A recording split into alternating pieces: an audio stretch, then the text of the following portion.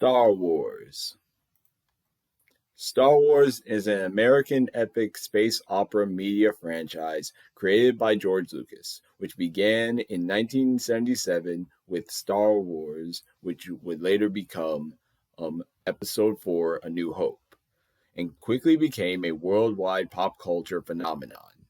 The franchise has been expanded into various films and other media, including television series, video games, novels, comic books, theme park attractions, and themed areas, comprising an all-encompassing fictional universe. Star Wars is one of the highest-grossing media franchises of all time, and with it, one of the most toxic fandoms in all of existence. Hey, legends, this is my 500th video, and for this special occasion, I want to rant a little bit. No, not a little bit, a lot. I want to rant to you about how this franchise brings joy in me, but more so how the fandom makes me ashamed to be a Star Wars fan. And I'm never ashamed to like Star Wars. It's always the fandom. The fandom is always the thing that makes me ashamed or brings me shame of liking this franchise. So, to help me with such, I have chosen the YouTube video by the YouTuber WesSideLive called You Won't Dislike This Video, I Guarantee It, which basically him talking about anime fan bases, a bunch of anime fan bases.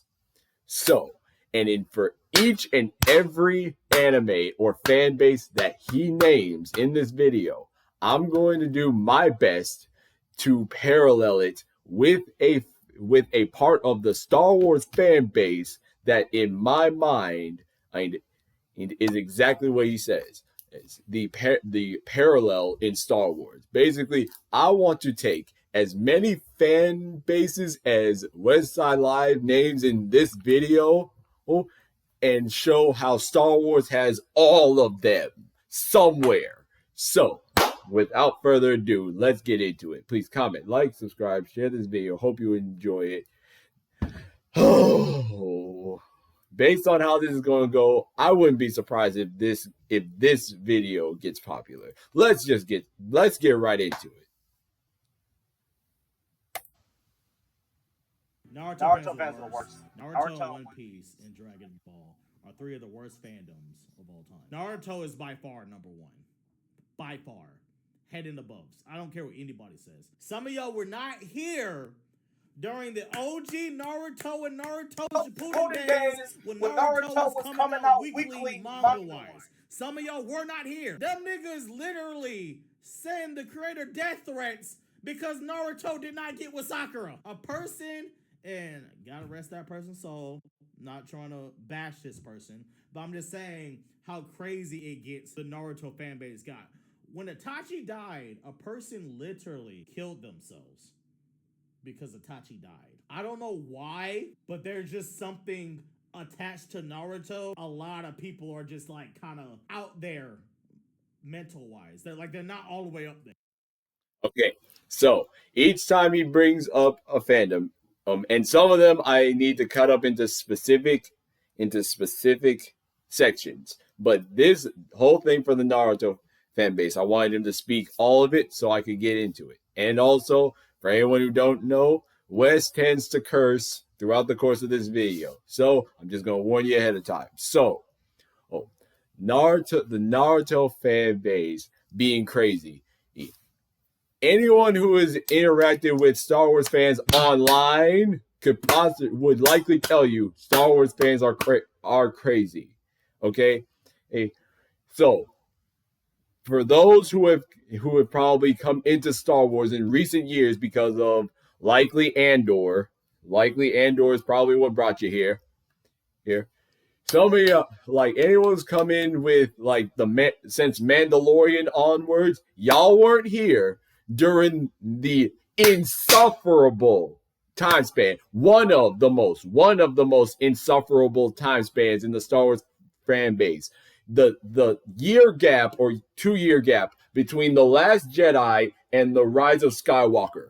That was one of the most insufferable times to be a Star Wars fan ever. Because when that movie, when The Last Jedi came out, as you likely know, any fans would know, at least being on Twitter, X-Twitter, YouTube, insufferable. Oh, I don't even touch Reddit or nothing like that. If you didn't hate The Last Jedi, you got bullied, blasted for it. And if you didn't like it, but you didn't like it for the same reasons as other people, well, you got bombasted for it. So the time span between The Last Jedi and The Rise of Skywalker was one of the most insufferable times as a Star Wars fan ever, in my mind. And then, even before that, I wasn't here for the prequel debacle. I was born in 2001, and I grew up at best with the original trilogy always airing on Spike television, in like the channel Spike. That's the main TV channel I associate with Star Wars. That's why I would always go there. And the original trilogy was always on. But and of course, I mainly grew up with watching the prequel trilogy. I mainly grew up watching prequels with the Attack of the Clones and Revenge of the Sith. Those were probably two of the main movies I watched for the longest time on DVD or on TV. And then of the original trilogy, the Empire Strikes Back. I likely watched those 3 movies the most. And then when Clone Wars came along, that was my childhood. That's what solidified me into Star Wars in my mind. So I was not here for the debacle during the prequel trilogy as that was airing. I was not here for that. I was not around to hear and I might be taken down for this, but George Lucas is raped or sexually assaulted our childhood song because of the prequel trilogy. I unfortunately had to listen to interviews and hear the stories about what happened with Ahmed Best and Jake Lloyd, where Jake Lloyd currently has to be in constant medical supervision because of the backlash and bullying he got for playing Anakin in The Phantom Menace. And for the longest time, Ahmed Best contemplating suicide for years after how the fan base treated him for playing Jar Jar Binks. It's like whenever somebody speaks to me and I mention I'm a Star Wars fan and they mention like the negative things that have happened in the fandom, I have to take it. I gotta take it because I gotta accept these terrible things and I don't condone it whatsoever. I'm like that's what makes me ashamed. I'm like, I have to share the fandom with all the good. There's a lot of good, but there's also a lot of bad. There's a lot of bad and tragedy that has happened in this fandom, and it often happens because of the fan base itself. So now, as far as I am aware, no one has ever committed suicide on themselves in connection to a character. As far as I know, I may need to do more research, but for like many Star Wars fans we have a connection to Star Wars that it does something with their brains, and it's like thinking it's okay to bash someone, bully someone off of social media multiple times and all that. Like the stuff that our fan base pulls off in the like both in positive and negative sense is something that unfortunately you can't sneeze at. Like it okay, we're not all the way up there. Something's wrong with us, okay? Because the thought that it's okay to harass, bully, and dox people and stuff all over an opinion in the direction of a story or someone acting as a character or in a story is justification. Like the way, because you didn't like a character or you didn't like how that character was acted or the direction that character went in and stuff like that, it's all of a sudden okay to harass that person and bully that person off the internet, try and find where they live, all that stupid stuff. Okay, let's keep going. Let's keep going. I don't know what it is. Just go to a Sakura Stans fan page. Go to a Sakura Stans fan page. Literally, their entire day is defending Sakura. Whether you hate or love Sakura is irrelevant. Their entire day is defending a fictional character. Them niggas are crazy. All right.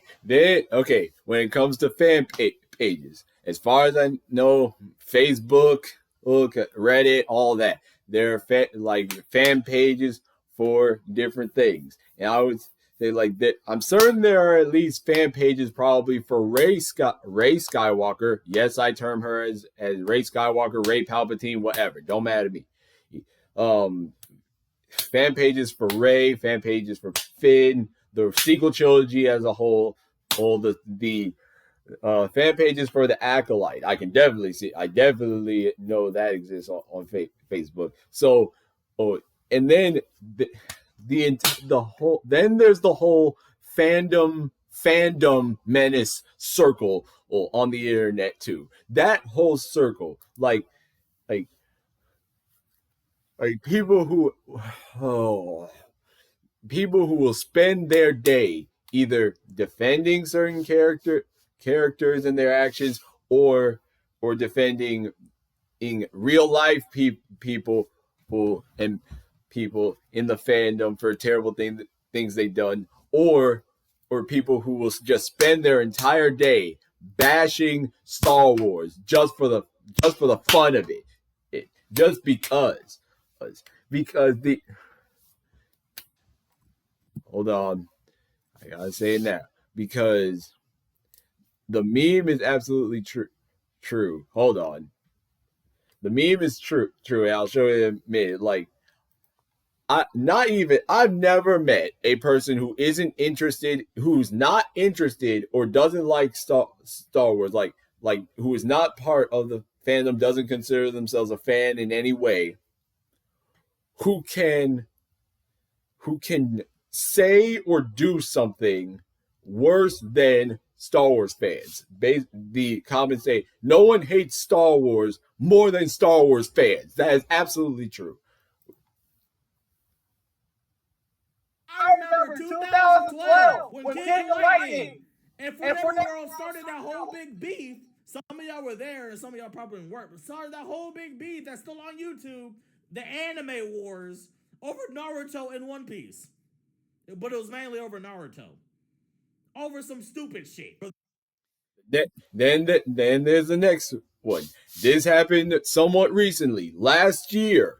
The whole beef with Star Wars Explained and Star Wars Theory.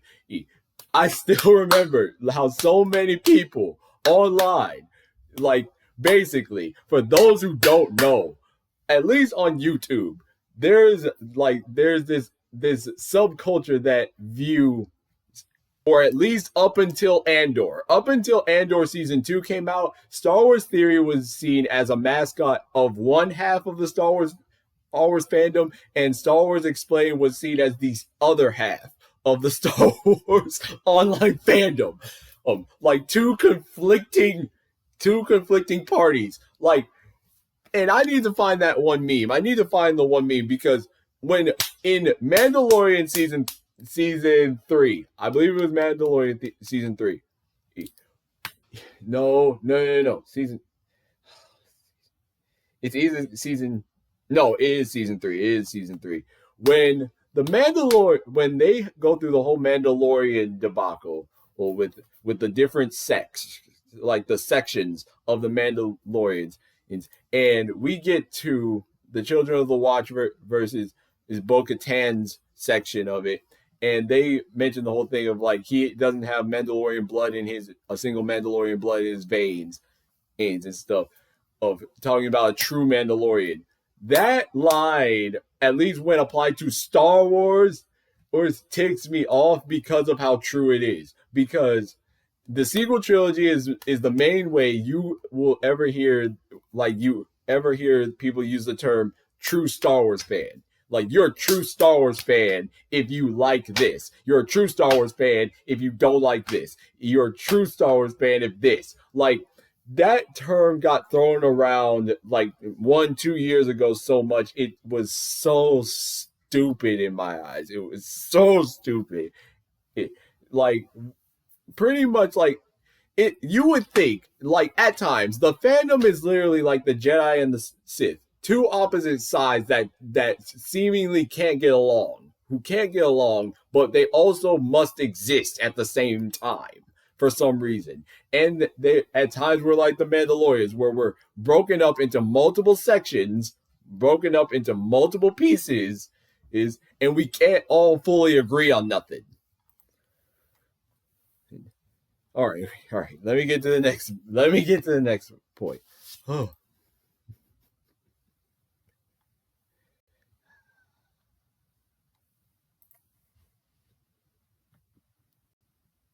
The Naruto fanbase. Naruto is the worst fan base in the history of anything. They're literally once again, I have to personally disagree. Because one, I haven't seen Naruto. I haven't interacted with anyone in the fan base. I'm certain what he's saying right here, I'm certain it's true. But at least in my experience, Star Wars is worse. And at least another part of the Star Wars theory, Star Wars Explained in beef, was that not just the fans or the communities of said creators, but they were each like Star Wars Explained, I think, was at one point, I guess, trying to either get Star Wars Theory demonetized, and at the same time Star Wars Theory was talking crap about Star Wars Explained, when Star Wars Explained never said anything about him. Like something like that. I'm like the way we seem so divided on stuff is just depressing. Naruto fans are crazy. They're mentally off. Number 2 is Dragon Ball fans. Dragon Ball fans are stupid, and I'm a Dragon Ball fan. They're dumb. They really are. Okay, they're not very smart at all. Okay, they're not very smart. Dragon Ball fans can't read is factual. They're dumb. They're fucking dumb. All right. Let me go back to this one. They so dumb they gonna try to dislike the video. I'm certain a few people will probably dislike this video based on what I say. Hey, but Star Wars fans, a good section of us, we are flipping dumb. We are dumb as more dumb than a pile of rocks, because the common meme is so true, as you can hopefully see on the screen. No one hates Star Wars like Star Wars fans, or no one hates Star Wars more than Star Wars fans. It's at least the online fandom. Like, the online fandom, it is just complete dysfunction. I'm like, we can barely have civil conversations. It's like, whenever I meet a fellow Star Wars fan, typically when it's in real life, I can at least, I've come across good people. So, but whenever I get to the moments in Star Wars and movies, shows, and whatever that tend to start a debate, I literally have to temper my words, walk on eggshells, because I don't want to start a debate. I just want to talk. Like, if we're going to go into a debate, I already know I'm not going to change your mind on it, and you're not going to change my mind. At most, we can have a discussion, even if it's a loud discussion. And what I'm not trying to do is have a needless, nothing debate over stupid stuff. So, was it Star Wars fan? No one hates Star Wars more than Star Wars fans. This is absolutely true. Multiple cases in our history proves it. And we're we're dumb and illiterate. Okay, we're dumb and illiterate. We seem to forget points in the Star Wars timeline, or we reconfigure it to fit the narrative we want to spin, or the version of Star Wars we think it should be, when that's not what it is. Can't read is factual. They're dumb. They're fucking dumb. Number 3, I'll probably say My Hero Academia fans. They're crazy. They're literally the sons of the Naruto fan base, basically. They're the descendants of the Naruto fan base. So they're also crazy. I will never forget that girl put her bloody tampon on Bakugo's picture. I will never forget that. And I saw that on Twitter. And I almost burned my eyes out of my eye socket, okay? I almost did it. When I saw this, I was like, these niggas are literally crazy. Yes, she put her fucking bloody tampon, wiped it all over Bakugo's picture. That's how much she loved Bakugo. Okay, so for My Hero Academia, that hurts me, but I know it's true. True, because I'm a My Hero Academia fan, but I've also seen like the stuff like online and TikTok videos and Instagram videos of some of our fans and who interject themselves into other people's business and bring up My Hero Academia for no apparent reason. And that's one thing that Star Wars fans, to me, do. Because I'll give you a personal example right now. Go to the YouTube channel Ruined Leon, RUINEDLEON,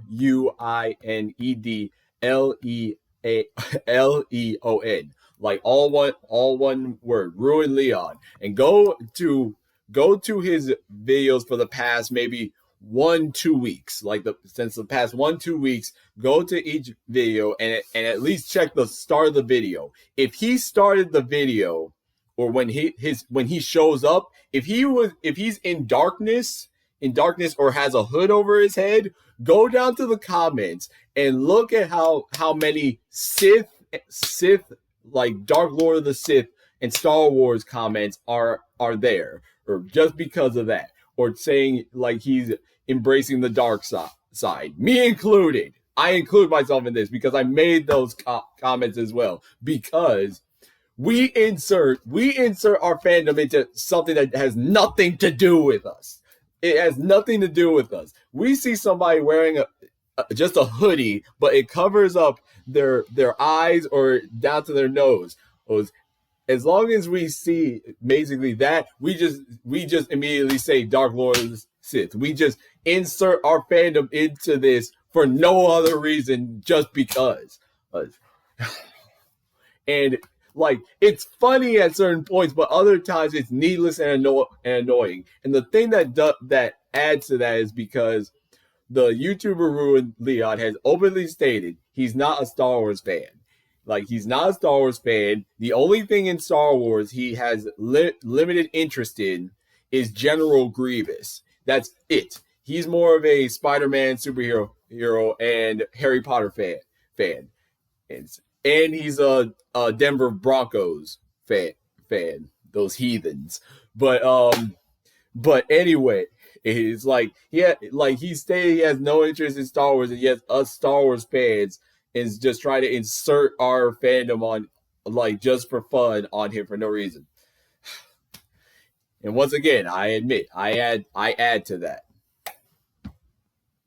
Fucking insane. Number 4 is One Piece fans, because y'all out of all the fan bases that can't take criticism, One Piece fans are number 1 on that list. Number 1 on that list. Can't take criticism for nothing. Okay? Everybody gotta love One Piece. And if you don't love One Piece, well, I guess you didn't actually watch One Piece. Go! Shut the fuck up. Every chapter is a masterpiece. Shut up. Shut the hell up. 5. Okay. All right. I need to turn this over because I gotta stand for this one. Okay. People who can't take criticism, there are 2 camps. 2 camps for that. One are the original trilogy fans. I don't care what y'all say. Original trilogy fans, and somehow, sequel trilogy fans are in that camp. Somehow. original trilogy fans can't take criticism of the original trilogy for nothing.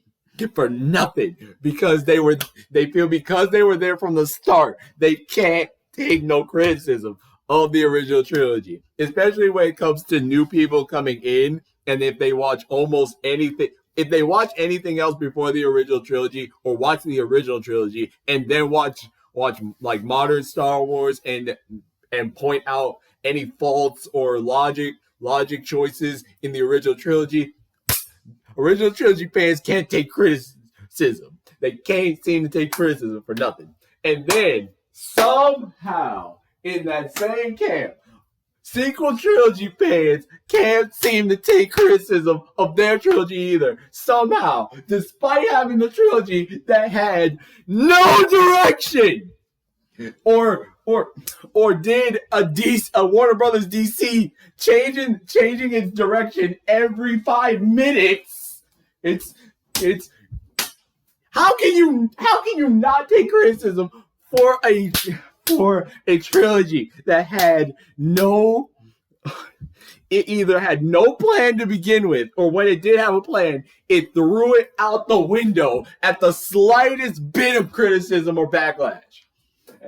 Like, oh my gosh. Oh, from the Force Awakens, my favorite of that trilogy, to The Last Jedi, to The Rise of Skywalker. To me, it's like this, okay? The Force Awakens is my favorite one. Then it's down here, The Last Jedi, and then The Rise of Skywalker down here, which I term as an experience, okay? There are things I like about it and things I don't like about it. But I'm like, bruh, how can sequel trilogy fans not be able to take criticism for nothing over the characters, over the story arcs, because if you say, listen, I can understand sequel trilogy fans being a bit defensive because original trilogy fans and a section of prequel trilogy fans and stuff like that bash them for liking the new stuff and liking what the sequel trilogy did. I can understand being defensive, but taking no criticism, not being able to take the simple idea that your trilogy is flawed from the ground up. It's crazy to me. Okay. Once again, these two. And the reason I feel the prequel trilogy fans aren't in that group is kind of because we're the complete opposite. Where the original trilogy and sequel trilogy can't take criticism, we openly see what's wrong with the prequels and laugh at it, to the point where the best film in that trilogy, the Revenge of the Sith, is a complete meme in itself. Multiple creators and people, or anyone can see every single line, every single shot, every single thing in that film is now a meme or a joke at this point. Wait, nothing, almost nothing in that movie is taken seriously or heartfelt, because it was turned into a complete meme, and I love it for better and for worse. Okay. So, original trilogy fans and sequel trilogy fans can't take criticism for nothing. Oh man. And like, original trilogy fans will be like, if you don't like the original trilogy, you disrespectful to Star Wars. You ain't no real Star Wars fan. And then, oh my goodness, sorry about that. If you don't like the sequel trilogy, you just hate the actors. You hate the characters. You hate everything. I'm like, no.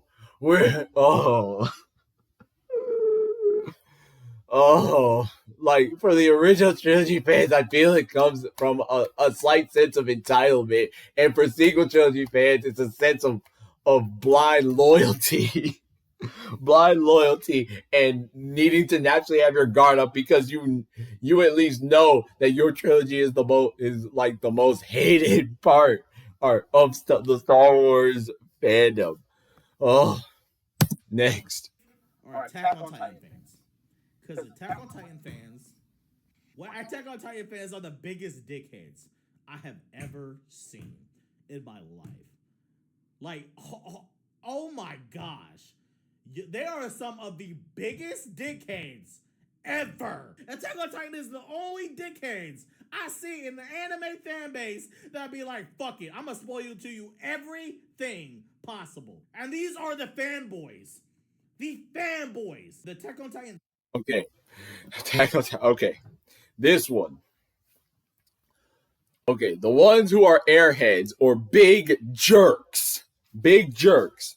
Okay, there are two groups, but I want to save one for later. I want to save one for later. I want to save one of them for later and do one of them right now. So, for the big airhead jerks, I have to say that goes to after The Last Jedi came out, Luke Skywalker. Oh no. Okay, hold on. Oh, that one. Okay. He's going to go into stands. So I need to wait a second. But okay. Biggest airhead jerks got to be. Oh boy. Those got to be.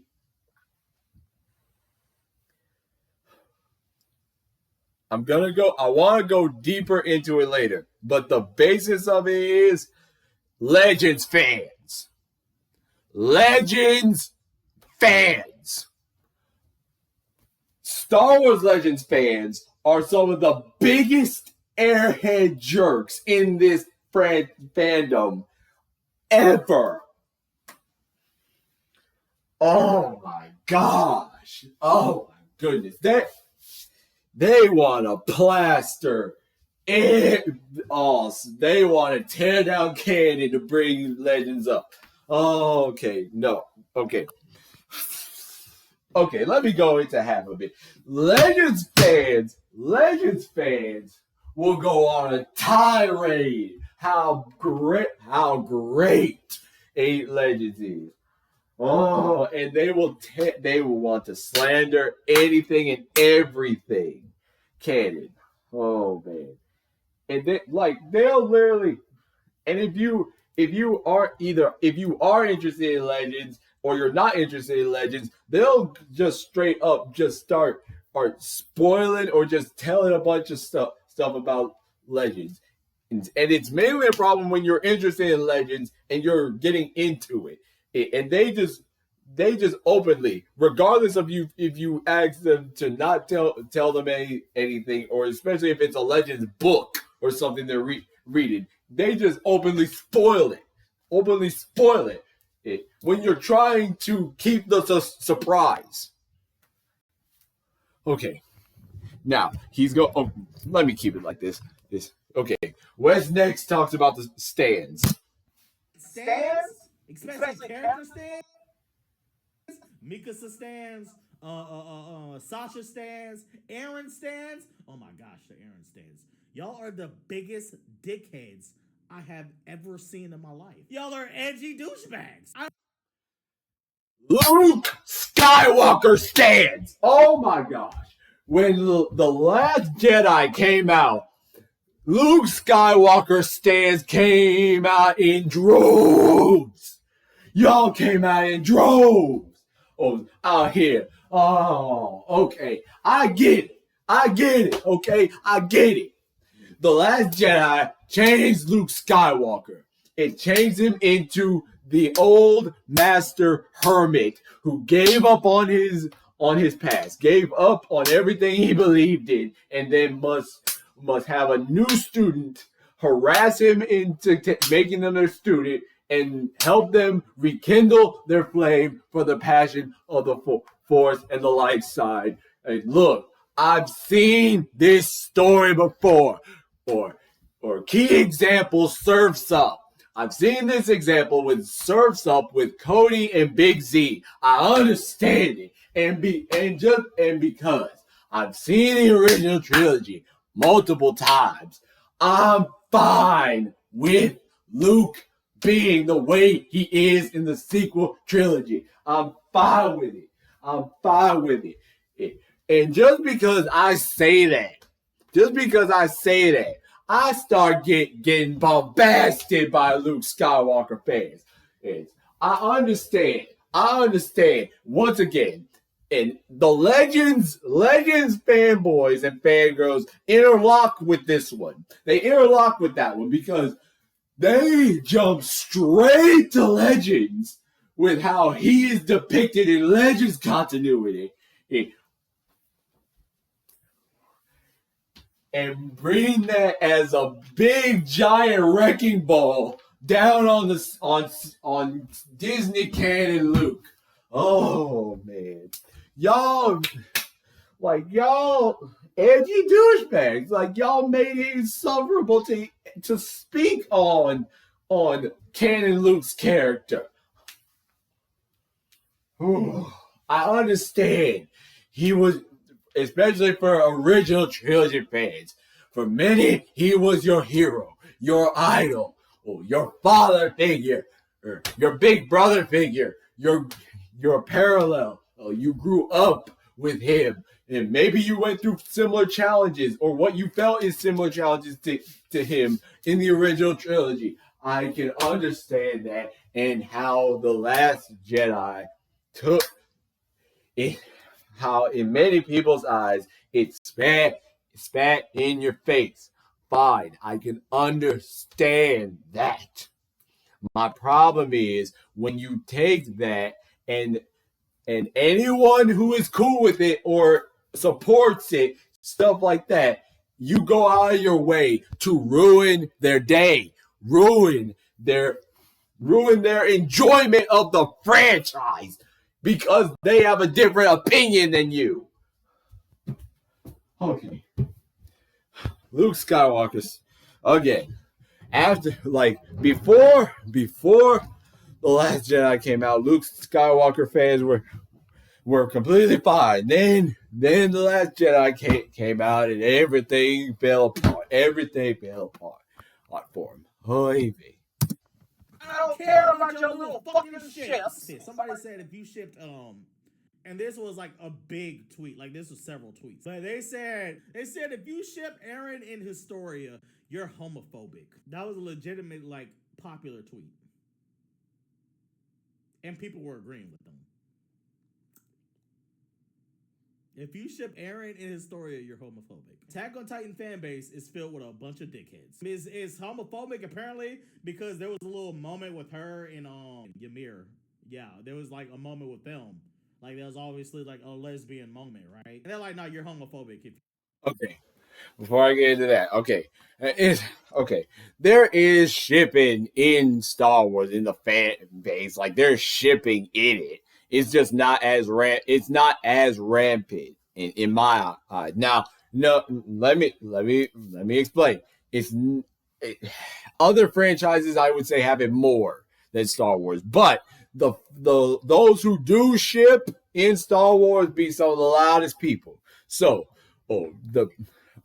I was someone who was for Rey and Finn. I was for the Rey and Finn since Force Awakens going into The Last Jedi. That's what I thought. So I honestly didn't even know the Reylo ship existed. I didn't even know people were saying that until I saw it culminate in The Rise of Skywalker. Literally, when Rey and Kylo Ren kissed, that came as a whiplash shock because I did not see it coming. And at least to me, in The Last Jedi, I didn't see any hints of romance in that film. At least to me, I didn't see it. So, and then,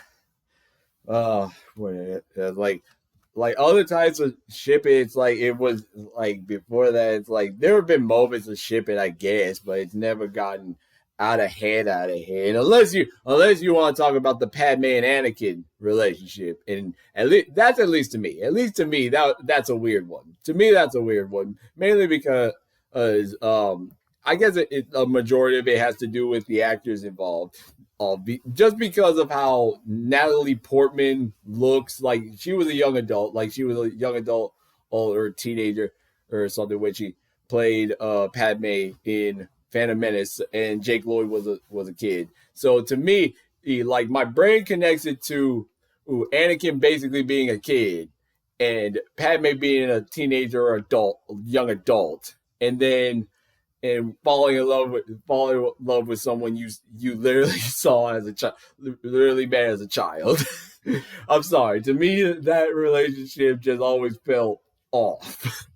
That relationship, if as much as I love Padme, as much as I love Anakin, he's my favorite Jedi, and Darth Vader, my favorite Sith. Like as much as I love them, I just think that relationship was always like messed up a little bit.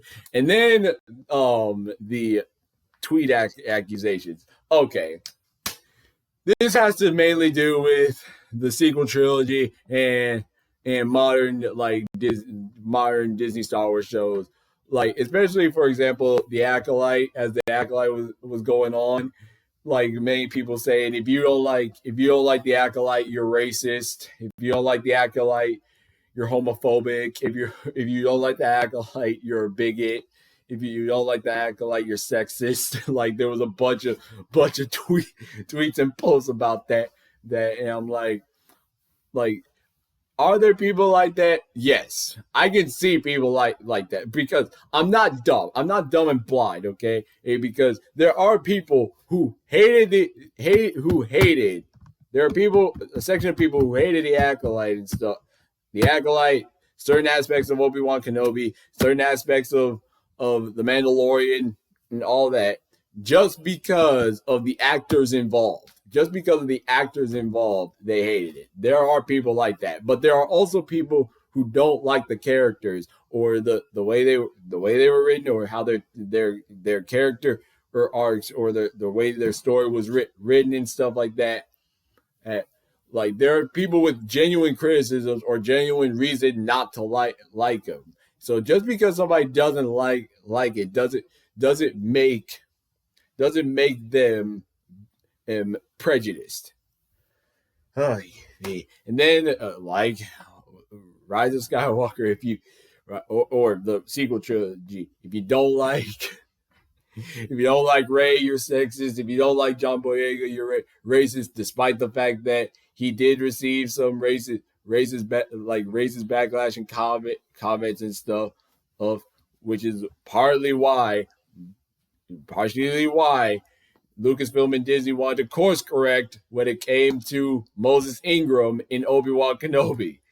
Which, oh my goodness, that's a whole nother one. That's a whole nother thing that I'll have to get into later. But like a lot of the fan, like a part of the fan base is always ready to shout the, if you don't like this, you're this ism bigot, whatever. It's like part of it is unnecessary. Like, yes, there are those people in this fandom. There are people like this in the fandom, but not everyone is that. Next. If you ship that. Fake fans, they don't exist. Fake fans are slaves, okay? They're slaves and they don't know it. Okay, this one I'm going based off of assumptions. Okay, a few of these I'm going based off of assumptions. I can see some people say like there are no fans of the Star Wars books or Star Wars comics, just people who are slaves to it. They don't know. They don't know it. They don't actually like Fate. They just slaves to the series. They just like they're mindless zombies. Seven Deadly Sins fans. They all there's no such thing as there's no Seven Deadly Sins fans. That's long gone. That one I could almost say. That one I could probably say is the High Republic, for better or for worse, because I disagree with that. I at least like the High Republic. It, like I haven't read a lot of this stuff. Almost anything. I haven't read almost anything of the High Republic. The most I've seen of it is, of course, in the Acolyte and the video games and TV shows that feature it. Naruto fans are slaves. Fake fans are slaves. Seven Deadly Sins fans are slaves. Slaves, bro.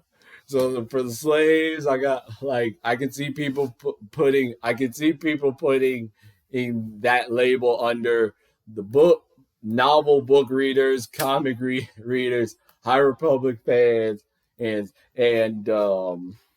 probably some like any like bitter people or something talking about the Ahsoka show. Okay, yeah, I can see some people saying they're no fans of the Ahsoka show when that's not true. Ooh, the books, which is not true, the comics, which is not true, and the High Republic, which is not true, but they view them as slaves. They can't get out of it. They can't get out of it, bro. They're in too deep. They're in too deep. Like, I don't really care about the HunterXHunter fan base anymore because they're dying. The HunterXHunter YouTube is literally dying out with every breath. Non-chapter that comes out daily, the HunterXHunter fan base is just dying, bro. I can't tell you how many times I have seen the same video of Gon's character development during the Chimera Ant arc. Gon is actually a psychopath. The signs that Gon was a psychopath is like, bro, like y'all did this same video like 100 different times, bro. I'm like, we fucking get it. We get it. Gon had a moment during the Chimera Ant arc, okay? How many times are y'all going to do that same video? Keelan was a major character, but yes, we get it. We understand. I'm sorry, I just feel so bad for them because they really don't have nothing else to do. Okay, for this one, Hunter. Okay, I have a similar feeling. So, and I have to chalk it up with this right here, this image right here. Okay, hey, this is just a thumbnail I came across one day. I took a screenshot of it. Don't harass this person. Don't harass this channel, Critical Analysis Hub. I just noticed it and I knew I wanted to use this as an example. This right here is exactly, at least my equivalent of the HunterXHunter fan base. The sequel trilogy deniers, like the people who openly just say sequels are not canon. And to this day, like this was like I took this snapshot maybe a week or two ago. So this is by now a multi-week old video. And already when it was 3 days old, it got 34,000 views. So obviously people watched it. And likely people agree with it. The people who just can't accept the sequel trilogy as canon. Oh my gosh. Like especially when The Last Jedi came out, and then like that's one where it really exploded, and then Rise of Skywalker even more, and ever since then it's like the sequels are not canon. Here's why. Every sign that the sequels are not canon, I'm like, bro, we get it. You hate the sequel trilogy. You hate everything that it did, okay? And we get it. And Disney, unless Disney loses Star Wars altogether, they're not going to retcon it. And I'm gonna get to the retcons. I'll get to the canon legends thing and retcon it later in this video. But this is something Disney is not gonna do. They're not going to retcon the sequel trilogy because the amount of people. When The Mandalorian was first airing, everyone who hated the sequel trilogy was like Disney's The Mandalorian is going to retcon the sequel trilogy. This is going to be the true next era after the original trilogy. I'm like, bro, what reason would Disney have to retcon it using shows? One, why would they use shows to retcon movies? And secondly, this is in between the Return of the Jedi and the Force Awakens. This is an open, free space to play around in. They're not going to retcon the sequel trilogy. They're not going to do it. You got to let that go. You got to let it go. Okay? Hey, maybe you don't acknowledge the sequels at all, but a few of us do. A few of us do, and Disney does. Disney acknowledges the sequel trilogy, and they're not going to retcon it, man. You gotta let it go.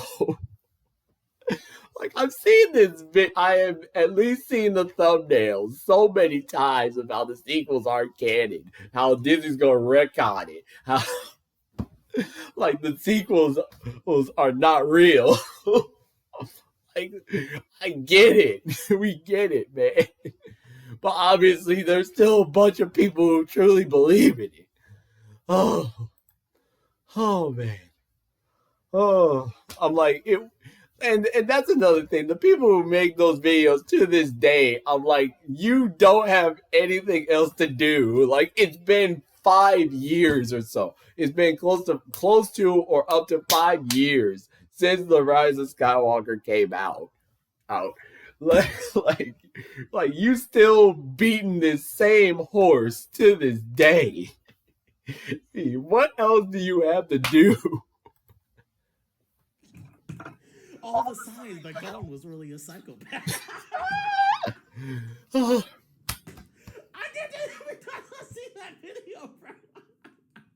HunterXHunter Fans used to be just as annoying because they thought that was the greatest thing since sliced bread. And don't get me wrong, HunterXHunter is probably the best shonen anime of all time. But just because somebody else doesn't think that doesn't make them stupid. Also, HunterXHunter fans need to stop thinking that they're fucking geniuses just because they understand HunterXHunter. Hunter is not that complex. I'm gonna tell y'all that right now. You're not a genius. The complexities of HunterXHunter, nigga, shut the hell up. It's a shonen anime. Okay, for this one, I think I could see Andor fans at some point, a potential for Andor fans becoming like this. Okay, I could see Andor fans becoming like that entitled, like, saying they're superior Star Wars fans because they understand Andor and all that. And it's like, listen, like, and once again, to me, Andor is, in my eyes, the greatest piece of Star Wars media ever made. And I hold Andor at the very precipice peak of what Star Wars can be. But just because other people don't think that, just because some people don't like Andor, doesn't make them stupid. It doesn't make, like, if you don't like Andor, or that's fine. Like, if you weren't interested in Andor and stuff, and if you're not into the grounded aspects of Andor, that's fine. Right? Because obviously there are people who are here just for the Jedi and Sith. Right, I get that. But that at the same time, there are people who like Andor and the down to earth down, like, boots on the ground stuff. And oh my goodness, the people who would say, for example, when Andor was announced, everybody, of course, was saying nobody cares about Andor, and why are they making this? Nobody asked for this. I'm like, first of all, a lot of people didn't ask for a few things in the Star Wars fan base. Clone Wars being an example. The Clone Wars being a prime example of stuff that we the fan base never asked for, but we got anyway, and now a great majority love it. So, don't come here with that. Don't come here with that. And then and then at least for Andor fans, don't get like this, okay? Just because somebody may not have liked Andor doesn't make them stupid. But it also, like, it depends on how they view it. Like, if they just weren't interested and they're just not interested, that's fine. Now, if they're being disrespectful about it, if they're being disrespectful about Andor, or then you can at least be respectfully defensive. Okay? Like, excuse me. Like, I can see how some people can get disrespectful about Andor and stuff. But like, yes, okay, like Andor is more complex. It's more complex than most Star Wars shows. It's more complex and more gritty and down to earth. More, it takes on like I wouldn't even say it takes on more mature topics because Clone Wars did that first. I would say Clone Wars did it first, but it didn't put a spotlight on it. Like if you look at the amount of stuff that's in Clone Wars, the type of concepts and like different realities and scenarios in the show, it tackles some heavy, deep, dark stuff. But because of how it's framed, and it's not focused on. Because it's not focused on or given a shining light, it doesn't pop out as much as it does in Andor. Because in Andor, it takes the time to analyze what's going on, point it out, and explain like how bad it is. So, it's on both sides. Like you can like or dislike something, and that's fine. But when you're being disrespectful on either side about it, that's when it's a problem. Black Clover Fans. Sorry. I've been trying to avoid ads, but it seems to, despite doing replays, I still get ads. Just stop y'all overcompensate so hard, bro. Y'all want people to get into this series so hard, bro. Like, I always say this. If your series is that good, you don't have to do a lot of convincing to get people into it. If you're trying to convince somebody so hard of something, that sounds like some insecurity on your part, sir. All right. For Black Clover fans, Acolyte fans, my fellow Acolyte fans, us like throwing insults, throwing accusations at people, and then overcompensating and to get people to watch the Acolyte ain't really gonna help us. And another thing, I'm pretty sure, I hope I remember to do this. I'm pretty sure, like, I know, like, when the Acolyte ended up getting canceled, I remember making a post on X Twitter saying, please, like, Acolyte fans, please don't send threats, don't be toxic, don't be wishing death on nobody, because that's not going to help us. That's just going to make us look bad, okay? Because like I can see Acolyte fans compensating so hard to get people to watch it. I'm like, I like the show. As I say in my review short, that I view the Acolyte as middle of the road classic, like modern Star Wars, where it's like it has amazing action as always. It changes some things with the lore, which I'm cool with. Which is, and again, changing the lore is something every Star Wars project has done, whether it be small or big. So it's like, but when it got canceled, I did feel a sense of anger and bitterness. But I needed to check that. Because the last thing I wanted to do was ever get on social media and start venting my frustration to anyone, because that would just make any fans of the show and the show itself look bad. And so, Acolyte fans, we can't look. I can understand that we're probably not gonna like Acolyte. I at least think it'll probably be touched on at another point in the future, but it's not going to be live action. And I honestly prefer it that way. I prefer it to be tackled in animation. Like, hopefully, literally what I said when I found out it was canceled. My best hope is that a few years down the line, we get something that follows up the Acolyte, like the threads that it left in animation. That way, it can tell the story that it wants. And we can get like action pieces and all that with very little limits, way less limits than live action does. So, it's like Like, we don't need to overcompensate. We don't need to overcompensate. All we got, like, if like the most we can probably do is just recommend, like, ask people to just give it a chance at one point in their life, like, because of what the show did and how a lot of people will view it or spun it. Somehow people then spun it as the worst thing, worse than the Last Jedi. And I'm like, oh, like, people going hoops and bounds saying it's the worst thing ever.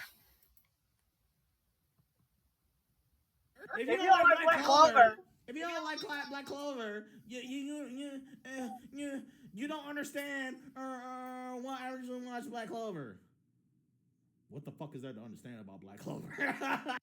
I also gotta say that point about Acolyte as well. Any fellow Acolyte fans, anyone who's going to say, if you don't like Acolyte, you don't understand it or didn't watch it, look, Acolyte isn't it's not exactly complex, okay? It ain't exactly complex, but a bunch of people tried to make it over critical or over like complex and stuff. Try to complicate it. It's like the premise is there. It's like, how does the Jedi Order, how does a Paragon Order of heroes, of knights, go from that to a blind order of puppets for a Sith Lord and the government?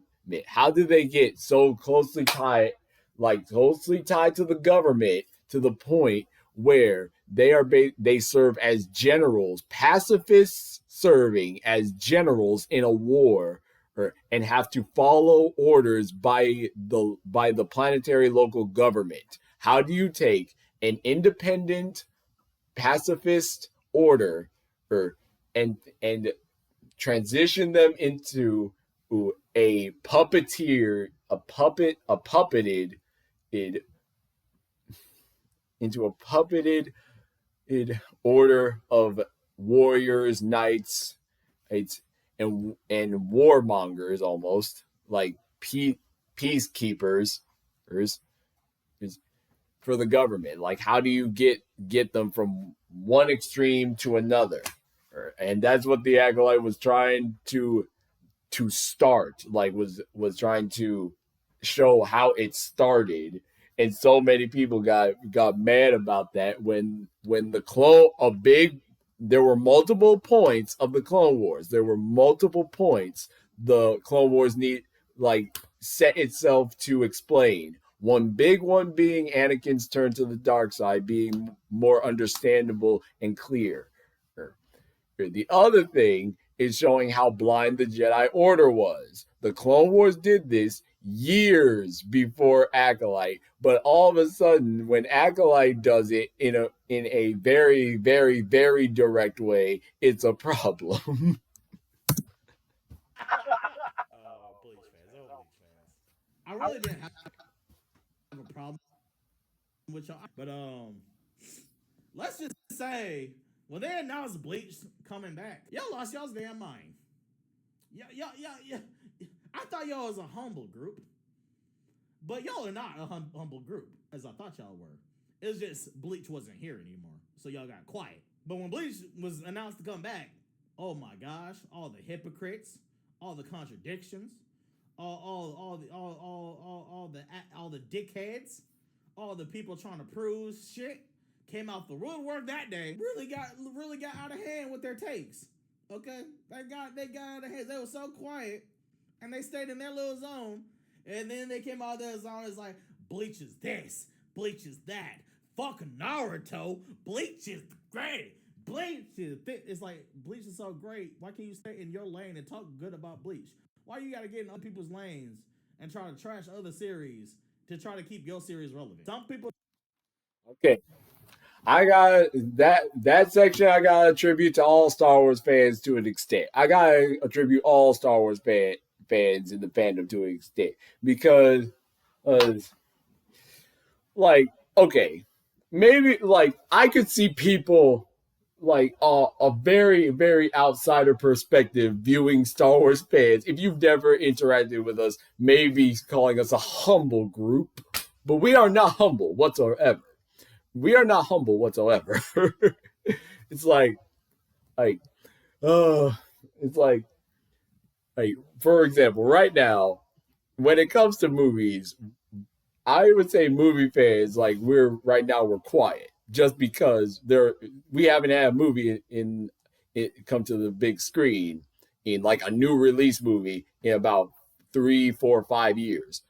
But when the Mandalorian and Grogu movie come back, oh, I fear some entitled people gonna come out here and start talking crazy. But there are pieces of fans in the Star Wars fandom that say like Star Wars is this, Star Wars is that. Screw Star Trek, screw Harry Potter, screw Sonic, screw Mario. Star Wars is the greatest. Star Wars is the best of all time. Star Wars can never be touched.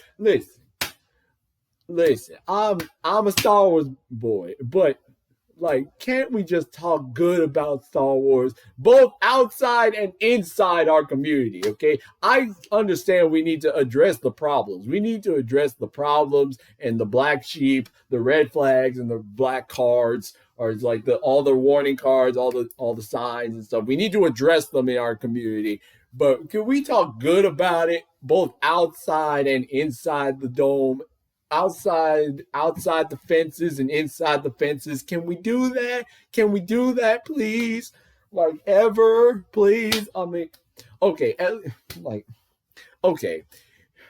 Once again, when it comes to face-to-face interactions, I tend to get positive ones. And apparently, like, based on what I've heard and seen, whenever Star Wars Celebration comes around, that's a good uplifting time for Star Wars fans. But it seems to be like online, it's just nothing but toxicity and negativity. Goodness. Like, can we talk good about it? Can we talk good about Star Wars just on the outside and inside sometimes, please? Like, why we gotta bash down other series? Heck, even in our own fan base, why we gotta bash down other shows and stuff to keep our show relevant? I'm like, why? Why? Sorry. I'm like, Don't like Wakamundo. And if you don't like Wakamundo, oh my gosh, Bleach fans also do. Bleach fans also do that same shit that HunterXHunter Fanboys do. If you don't like Wakamundo or Fullbringer arc, you just didn't understand it. You just didn't understand the arc. Shut your bitch ass up, bro. What are you talking about? okay. All right, I got to throw myself under the bus to an extent because at least for Clone Wars, I say this. Okay, hey, just like with what Wes was saying earlier about Bleach fans, hypocrites, contradictions, people trying to prove stuff. My gosh. In fact, let me stand up. Let me stand up again. Oh boy. Okay. So there have been moments in the Star Wars fandom and in history that showed you what kind of Star Wars fan you were dealing with. For example, when Solo: A Star Wars Story came out and people saw when Darth Maul shows up in the end of the movie, if you immediately know what kind of Star Wars fan you were dealing with in that theater when someone looked in shock, for example, like me or Star Wars Explained and others who watch Clone Wars. If you looked at that moment in shock and then excitement or awe that Disney at least trusted fans to know that bit of information, you would know that you're dealing with a fan who's watched like the Clone Wars and watched Rebels. But when somebody saw Maul and said, "Isn't he dead?" or "He died in the Phantom Menace," you immediately know that person didn't see the shows, which is why honestly that was kind of a big deal. So then another one in Obi-Wan Kenobi when Reva stabbed the Grand Inquisitor in the back. No, not in the back, in the front. I was one of the people who gasped in shock, but then immediately came back with he's surviving this. He's surviving this. Because I grew up watching Rebels, I know how important the Grand Inquisitor was. But anyone who looked at that moment in shock and didn't know about it, you could tell. Like, you could tell the difference between somebody who has seen Rebels and those who haven't seen Rebels watching Obi-Wan Kenobi. Then with Mandalorian season 2 onwards. But especially season 2. And to an extent, Book of Boba Fett. To an extent. And like Book of Boba Fett, especially like Return of the Mandalorian and then the Stranger in the Desert and the finale. Like, if you watch the Clone Wars, you know which person has watched the Clone Wars reacting to these moments, certain moments in the show, and those who haven't. So I say all that to say this. For the Acolyte, I go back to that. I'm somebody who says, if you got mad, if you got mad at the Acolyte at the end depicting Yoda as potentially knowing about the Sith existing all the way back at the end of the High Republic, saying that muddies his character and that makes him an iffy figure, that at least tells me in my mind that you either haven't seen the Clone Wars, or if you've seen the Clone Wars, you don't remember everything, or if you watched it, you almost cherry-picked what you watched, because the Clone Wars already made Yoda a muddy, middle-grade character, because how does the Grand Master of the Jedi Order, in a time when a Sith hadn't been seen in a millennia, how does he know about the Rule of Two? How did he know about Darth Bane and the Rule of Two? And then in the following episodes in season 6, he learned about the potential Order 66. He at least had a vision about it. He knew it was coming, and didn't and couldn't do nothing. I'm like, he knew the massive deaths were going to happen, and even though there was little he could do, he didn't do anything. And then on top of that, when it came to now, there's one character who's an even bigger, not even a red flag, a red cape that I'm going to get to. But when Ahsoka was banned from the Jedi Order, Yoda played a part in that. He played a part in that, and when she was proven innocent, Yoda, the most he could say was, we invite you back into the Order.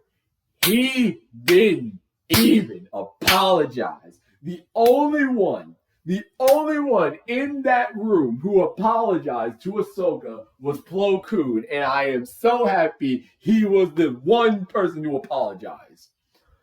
He was the one Jedi in that room that apologized.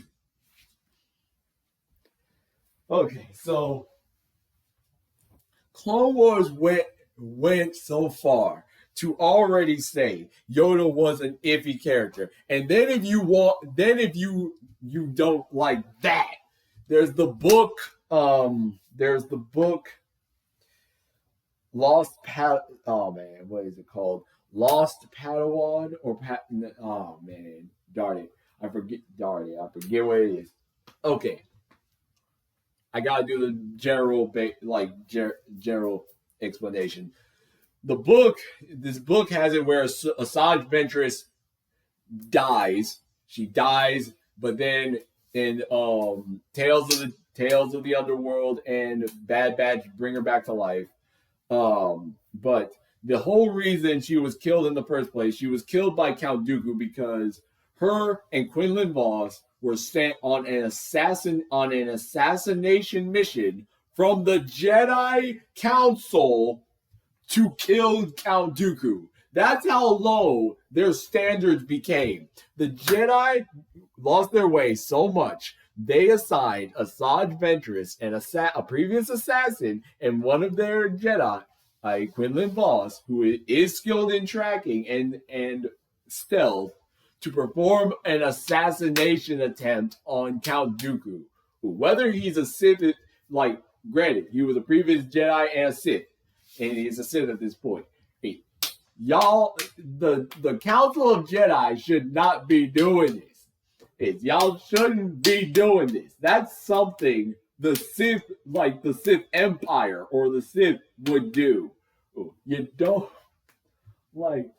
there were multiple points where the Jedi lost their way. And Barriss Offee's speech blared it out perfectly. And people out here got mad about the Acolyte painting the Jedi in a flawed manner when that's the flipping point of the transition between the High Republic and the prequels. I forget what that era is specifically called right before the Clone Wars. But the transition between the High Republic and the prequel trilogy, that's the point of it.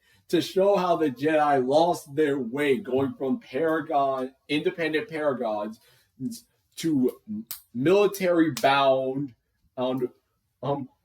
violent peacekeepers.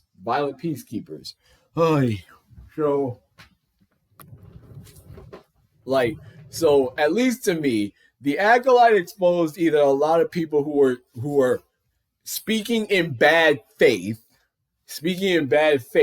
about the show, or you specifically ignored parts about what previous shows set up or addressed as saying that it's never been done before. Oh, the Aizen Fanboys. Oh my gosh. Aizen on the ground. Aizen all figured out because Aizen's so great because he can see the future and he plans it all out. The complexities of Aizen. Aizen is so great. Aizen is a man. He planned all the Bleach. Okay, now Aizen Fanboys. All right, I gotta stand back up. All right, now I get to the other point I wanted to get to. All right. Legends fanboys and George Lucas fanboys. I'm sorry, man. Okay, I'll start with George Lucas. Okay. Hey, the people, for example, Star Wars Theory, granted, to give that man his dues, he's still, as far as I know, he still has the biggest Star Wars channel on YouTube. I have to give that man his dues. He made his own fan film. He has made his own Saber brand. I'll give him credit where it's due. However, this man hyping up George Lucas and his vision as if he meets with George Lucas on a day-to-day basis is when he's never met the man. And when he goes on tirade saying how he embodies and stands for George Lucas's vision of Star Wars, when it's like, if you never met this man, what makes you think you stand for his vision? Like, the people who hype up George Lucas, don't get me wrong, he is a great filmmaker. He doesn't have an absolute perfect film record. No, as far as I know, no film director does. He's a great storyteller, but it wasn't just George Lucas who made Star Wars. He had a creative team at his side. He had a creative team. He had a team of writers. He had a team of storyboard artists. He has a team of people to bounce ideas off. Because what was a big complaint or a big flaw of the prequel trilogy? The original trilogy, he bounces ideas with other people. Well, and they had to refine it to get the original trilogy where it is.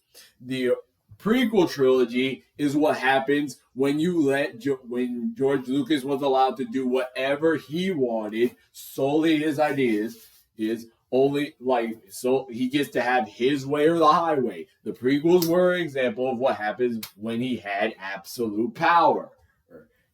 And unfortunately, based on the criticisms and backlash of the said films and the flaws, the setbacks of said films, George Lucas is not the holy grail of filmmaking. Granted, others who have made stuff in Star Wars aren't the holy grail or perfect angels either. But the people who hype up George Lucas as the absolute greatest filmmaker of all time and has never made a mistake, never done anything wrong with Star Wars or with film ever, you're blatantly ignoring the most obvious example, the most obvious history lesson right in front of your face, and you ignore the fact that a big reason Lucasfilm is owned by Disney is because the fandom bullied George Lucas to sell it. Like, y'all forget this so often. Like, George Lucas got backlash and hate for the prequel trilogy, so much so that he has stated in interviews that is part of why he sold Lucasfilm to Disney. That's part of the reason why. I'm like, oh boy. Now, next one, Legends Fanboys. Now, Legends Fanboys, like I said previously, Legends Fanboys hype up Legends like Legends is the greatest. Legends is the holy grail of Star Wars. Nothing should go against Legends. Nothing can go against Legends.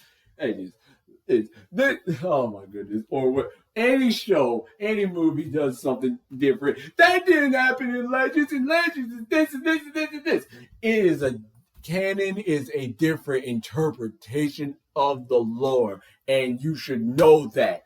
And on top, oh my goodness, the amount, the Acolyte with Kiadi Mundi, the amount of people who got, that same episode, you could tell it's probably bad when you go into a show or an episode of a show, and you're just subconsciously looking on screen for anything that the online fandom might get mad at. You're actively looking for it. You think you found it. You think you found what they're gonna get mad at. Then the following day, you find out they mad about something even more stupid. Now, I need to I forget what I thought everybody would be mad at on that episode specifically. But when I found out the people were going on a hissy fit about Kiadi Mundi not being the exact age he is in Legends, that was one of the most stupid nothing burgers in my mind ever, because it again retreads the Legends argument. I'm like, Like Legends, if anything, is an asterisk. It's an asterisk or a guideline. Pirates of the Caribbean, it's just almost like the Pirate Code. It's not a set of rules. It's more like guidelines. Legends is more like the guidelines of what canon Star Wars could do, what it could tell, or what the characters could be, not what they are. So, and you would think, with how The Last Jedi did Luke Skywalker, you would think we would understand that. But no. Or, even more so, canon General Grievous versus Legends General Grievous. I will say that again. Canon General Grievous versus Legends General Grievous. That's all. Anytime I need to explain this discrepancy, I just need to point at General Grievous because you can't see. How do y'all keep coming out here getting mad when canon goes different from Legends, and y'all still treat Legends as this holy grail of Star Wars lore? And then the hypocrites part of Bleach, the hypocrites part. The amount of people, because I knew this bit of information before The Rise of Skywalker came out. The amount of people who were saying Palpatine coming back to life through cloning is so stupid, and how could Disney come up with that? Legends did it first. They likely pulled that from the Legends arc that brought Palpatine back to life through cloning. And then all of a sudden, these Legends fanboys back up and say, well, not everything in Legends is great. Not everything in Legends was a good idea. Then why did you hype it up as such? Why? You've been hyping up Legends as the holy grail of Star Wars lore that should always be followed. But then when that specific idea is used, now all of a sudden Legends isn't always perfect. I'm like, bro, the hypocrisy, man. The hypocrisy. Oh boy. And then another thing. When the Bad Batch was airing, you got people upset about the Bad Batch having the side arc of Dr. Hemlock explaining Operation Necromancer, or the cloning process to clone Palpatine's body, so that you have the explanation of how he gets to where he is in The Rise of Skywalker, and The Mandalorian does it too. And a bunch of people getting mad saying, hey, no, this is stupid. We don't need this. We don't need this explanation. Like, I've at least seen a few videos of people saying, like, I don't need this, or it's unnecessary, or you're taking a singular throwaway moment and expand it. Like, you're taking a single throwaway moment and stretching it out when it's not needed. The thing that got me ready to maniacally laugh in anger is when they said it does, like, that kind of storytelling doesn't work. When these people who say that actively share that they're Clone Wars fans. When they actively share and proudly lament that they're Clone Wars fans.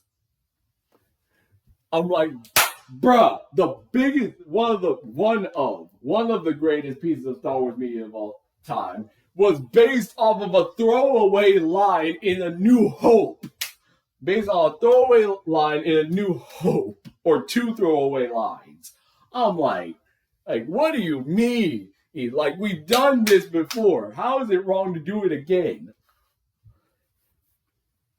Anyway, like I said, people hype up Legends as the greatest thing, but they want to backtrack when it's used when it's an arc they don't like or it wasn't adapted the same.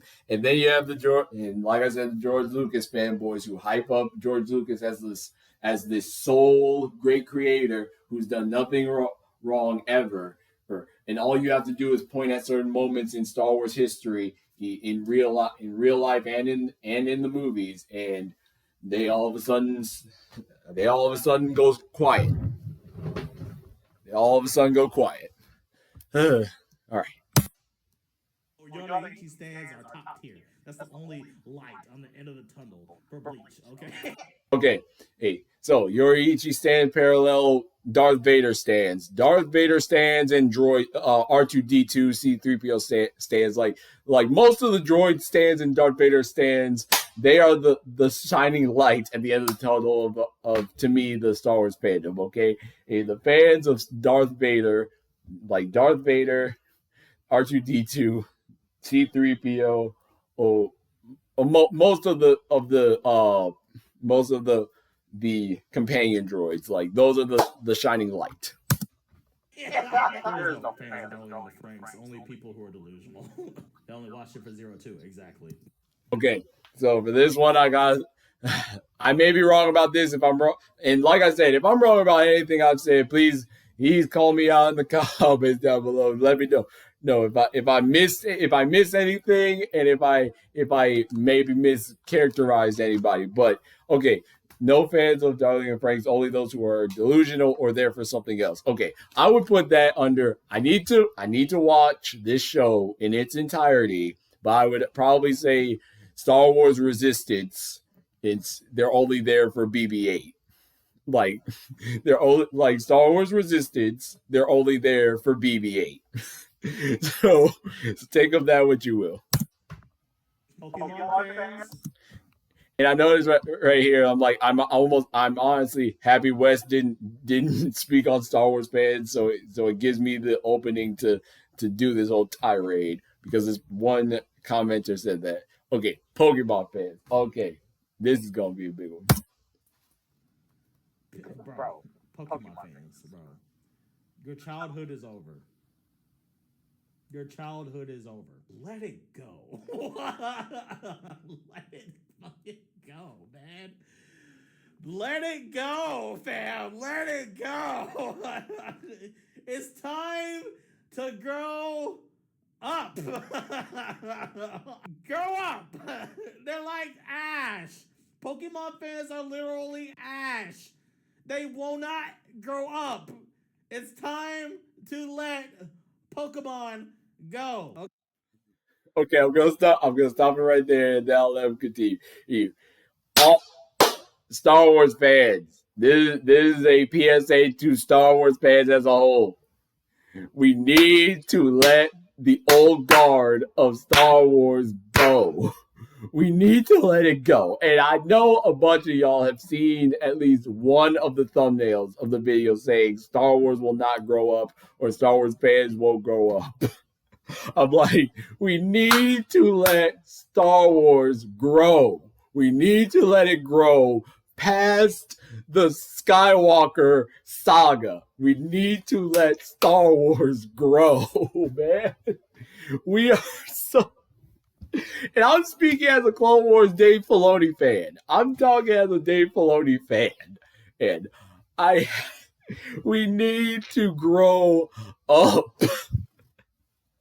And oh man, I probably got if I find an opportunity later on in the video, I'll add to it. But Dave Filoni fans as well. Dave Filoni fans, yeah. Oh man, we have to grow up. We have to let the old way of Star Wars go. Oh, and Andor was a calling sign. Andor was honestly a calling sign, and the debacle and like the controversy around Andor just existing is proof. We need to learn to grow. Maybe play the game sometimes. But some of them legitimately like be reviewing the anime series. The fucking anime that's for 10-year-olds. And like, bro, it's like if you still watching Pokemon XYZ, bro, what's wrong with you? Okay, so, like, I'm not saying we need to abandon everything. We don't need to abandon everything we have right now. We don't need to completely abandon it or ditch it or like flip it off. We don't need to flip off what Star Wars made before it, but we need to at least like grow from where we are right now. We need to grow from where we are right now, because a few people. Because the amount of oh my gosh. Okay, I guess I gotta use Andor. Like I gotta use Andor because I said it's proof. Like the people who couldn't handle, for example, Bix being sexually assaulted by that Imperial officer, is like the whole debacle that came around that. I'm like, this stuff happened. It one in real life, and two, it would likely happen under the Empire. That kind of stuff would happen under the Empire. How many times in animation have we seen like Imperial like moths or governors, like those in authority in the Empire over a sector or even a planet, treat it as their own kingdom? How many times have we seen that? How many times have we seen these Imperial authorities treat the territory they cover as their kingdom, as their land to own? And the only time they like humble themselves or shut their mouths is when a higher official, like Grand Moff Tarkin, Darth Vader, etc., walk in the room. I'm like, and oh my goodness. When Star Wars Theory said that whole first the whole stupid thing in season 1 about no bricks and screws in Star Wars. I'm like Star Wars Theory, what the heck are you talking about, man? Like, what do you mean? I'm like the Phantom Menace, like Naboo architecture is bricks. A bunch of the architecture for starships have bolts in them. I'm like, what do you mean you can't have no bolts and screws and bricks in Star Wars? I'm like, what? And then the nail in the coffin, at least to me, the nail in the coffin, for him to come out here and say that Darth Vader wouldn't condone sexual assault from any Imperial officer. All I gotta say is, like, even if he don't condone it, Darth Vader ain't there. That's what, like, in that scene, Darth Vader ain't here. He ain't here. He probably systems away. Like, he don't know what Darth Vader don't know ain't gonna hurt him. Or like Darth Vader don't know and he ain't gonna know. I'm like, the Emperor and Vader, like, one, if anything, they probably wouldn't care. They wouldn't care regardless. They wouldn't give a darn. And even if they did, they ain't there. They ain't here. Or like, what do you mean? Like, how is it that we can have multiple Imperial officers be in charge of planets and treat it as their own empire, their own kingdom, essentially, increasing like taxes, taking the people's money and food for themselves, and all that, basically being their own tyrants, but sexual assault is where we draw the line to the Empire could not do this. I'm like, it's an imperial, like, a tyrannical government. What do you mean? I'm like, oh man. I'm like, and then, oh my goodness, the even more stupid part, when Star Wars Theories and other creators suggested that, like, keep the scene but call it something else than what it is, calling it rape. And I'm like, what are you talking about? And I forget the creator who checked them on this, but she made a great point. if you name it, if you give it a Star Warsy space name, you disrespect the people who have had that happen to them. You disrespect and downplay the act itself. You water it down. That's not okay. No. I'm like, and for Andor to do it, because Andor more mature or more centered on harsher topics and putting a spotlight on it, I'm like, Andor was a perfect place to do it. I'm like, I wasn't expecting it. But and as I saw that scene, I'm like I was advocating for Biggs to win that fight, right? And she did. And I'm like, I respect Star Wars and Tony Gilroy and his team for going that far, for taking Star Wars to a new height again and again and again and again with that show on what Star Wars can be, what it can do, and what stories it can tell, and how much a creator for Star Wars can trust its audience to put on like big boy, big girl pants and tackle some deep, uncomfortable topics.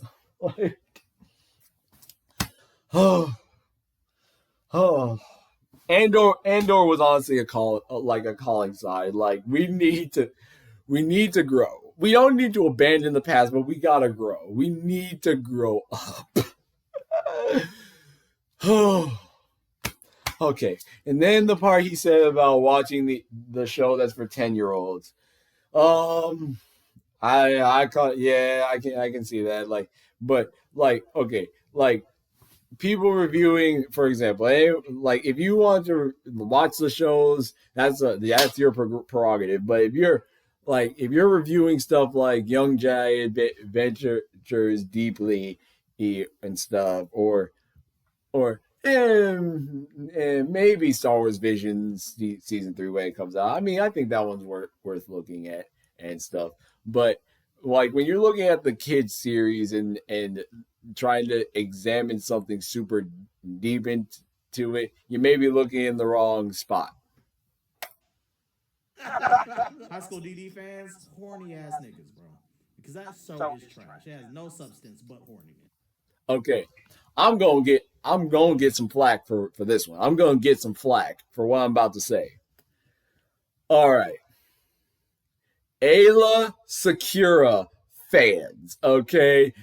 Come at me. Ayla Secura fans, y'all are some down bad people. Male, female, male identifying, female identifying, gender fluid, whatever. Y'all some down bad people.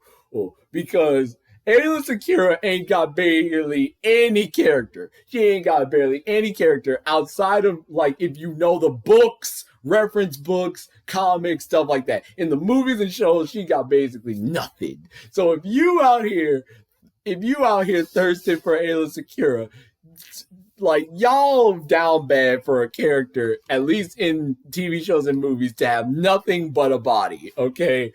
I said what I said. JoJo fan base, they're cult-like. They're very cult-like.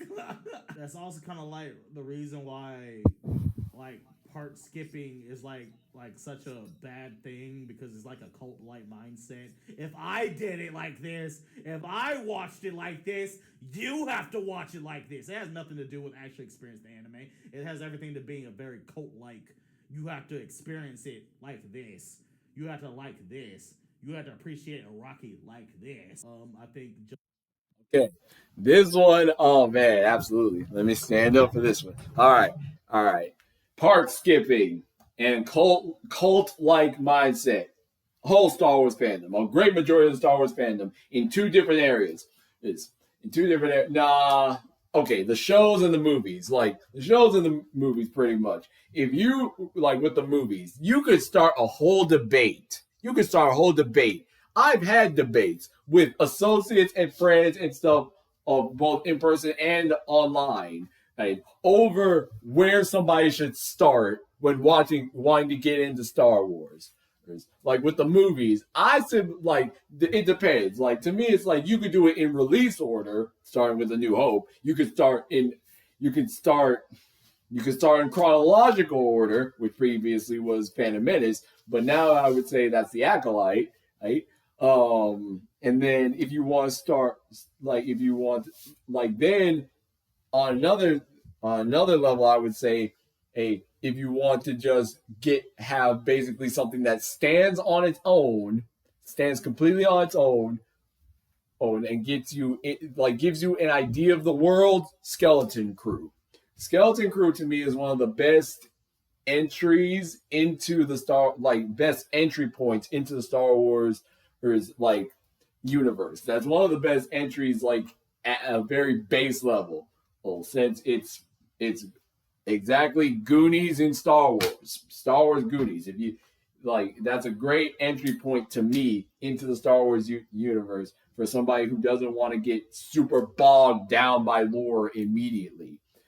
Then when it comes to Clone Wars, and as a matter of fact, let me I have something specifically for that. Clone Wars is another one. That's another example. Because as you can see on the screen, a bunch of people, when you say how should I watch Clone Wars, you have a few options. You can either do chronological order or release order. I've done both, and I honestly need to do my rewatch for the year. I need to do my Clone Wars rewatch for the year. But often people will say skip season 1, season 2, who started season 3 onward. And I would honestly disagree, because I would say if you really want to get dedicated into, it, man, because I'm a completionist, start with the movie. Start with Clone Wars, the movie. Start with the Clone Wars movie first. Then start with season 1. Watch season 1, because season 1 still has these dark, edgy moments. It's just by season 2, because I believe Cad Bane is introduced on the first episode of season 2. Because to me, once season 2 picks up, season 2, okay, season 1 has edgy moments here and there. Season 2, it increases. Then season 3, it increases. And then when you go from 4 to 7, you do get almost this image right here where any innocent, almost any innocence you have is going to be left at the door, except for certain arcs, which is partially why when people talk bad about the Martez sisters arc in season 7, when people talk bad about it, I'm like, hey, that's season 7 did the epitome of what the Clone Wars show is as a whole. It has these epic arcs with interesting characters, but there's always that one arc that's going to split the fandom in half. There's that one arc with characters that you either love, appreciate, or hate. Man.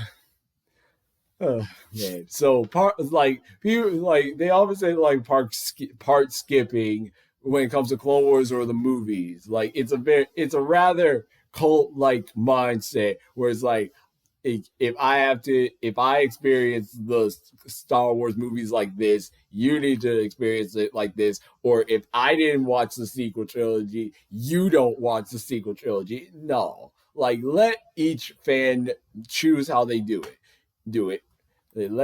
I would want people to choose how they go about with their Star Wars media, but I would at least say don't close yourself off to don't exactly close yourself off to everything. JoJo fan base filled with a bunch of weirdos and annoying people, but a lot of them are also cool. Pretty much, yeah. There are a few of us who may be deemed as weirdos. but for yeah, a lot of us were also cool. But I would also say that for that specific bit, um, I would say the Star Wars fans who want to be pilots, the Star Wars fans who want to be pilots, and those who know like the ins and outs of certain ships and shipyards and the ship developers, for example, the developers like oh man, now I can't remember. Okay, I can't remember any specific ones, but for example, if you watch certain YouTube channels, and I'll mention them later on like they know more about this than anyone, especially Star Wars Explained, since I mentioned them before. Like before, like even before, like I would say before the whole like apart from TV show reviews, I got into Star Wars Explained by just the fact that they knew they had every separatist battle droid. They knew every single one. They knew every YT starship model, everything. It's like that was impressive. If so, the people who are into the starships, like nooks and crannies, everything, I wouldn't say they're weirdos. Just I wouldn't say they're weirdos, but I think some people would say they would be. But they're definitely cool. They're definitely cool. They know their stuff. They know their stuff. And I'm absolutely happy that they got Star Wars Squadrons, because to me that was a great niche game. Like that niche game was amazing. And they'll be getting Star Wars Starfighter in theaters like in a few years.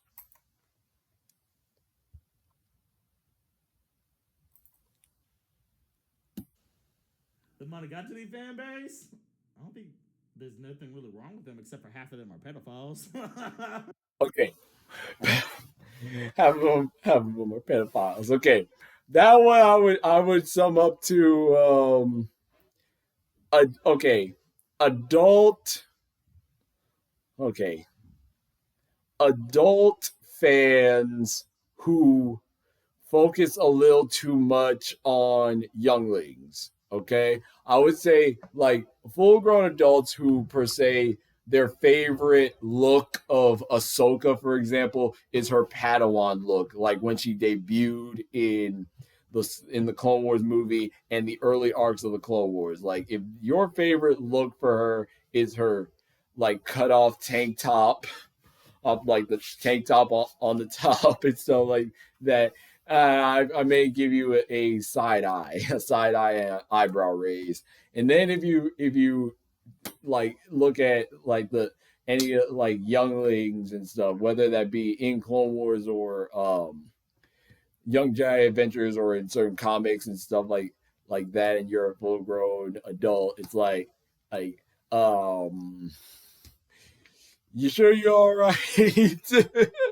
I don't want to full out call you a weirdo, but I'm at least gonna be a little concerned. Raise Zero fans. Oh my gosh, Raise Zero fans. Jeez, man.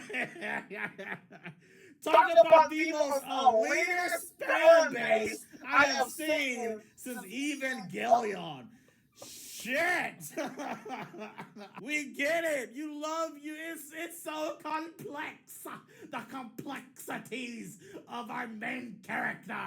And look at Amelia and how far she came. The complexities. The best isekai of all time. Yes. Yes. Okay. Okay, I gotta stop there. There, I gotta stand for this one. Okay, elitist fan. Oh man, elitist. I'm probably gonna get flack for this, but prequel era fans, not trilogy. Prequel era fans.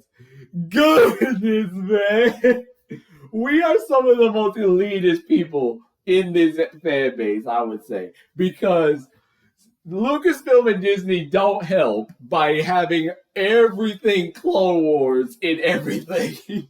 Ever since Clone Wars, for example, ever since Clone Wars, like Clone Wars has been sprinkled into Rebels, we now I don't include myself in this because when Clone Wars ended at season 6, I thought it was just over and I let it go and I went on to watch Rebels and stuff. So when the announcement trailer, like when the trailer of season 7 like reveal came up, I was ecstatic, but I wasn't in that part of the fan base that was advocating to Dave Filoni, to Lucasfilm, to Disney to bring it back.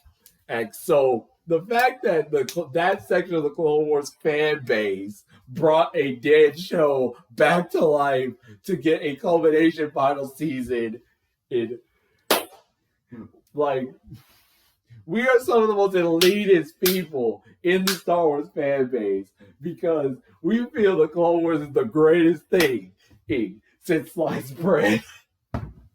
We just like the complexities of the Clone Wars, and to me, the Clone Wars is a bit like it has complex stuff in it. But I'm gonna go into another part of the Clone Wars that kind of might debunk everything I'm saying right now. But the complexities of Anakin. And look at Anakin Skywalker, how his turn to the dark side is much more clear, how it is apparent and predictable. Oh, now it is completely understandable and justified that Anakin turned to the dark side.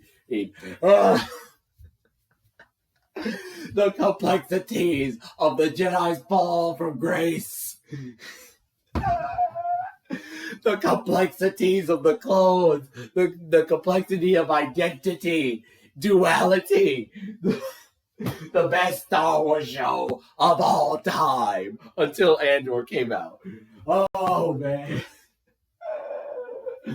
Oh, boy. Oh, man. Like, to me, Clone Wars and prequel era fans, we some of the most elitist people because we got the most glaze, we got the most sweets, the most eats out of any other era of Star Wars. Oh man, we on a high horse and we haven't gotten off that high horse since. And Ahsoka season 2 ain't gonna help with it. Ahsoka season 2 gonna keep that high horse going. Oh man. Oh man. Oh boy.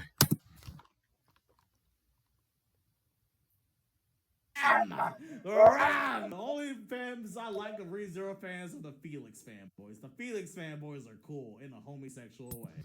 Okay, that one right there.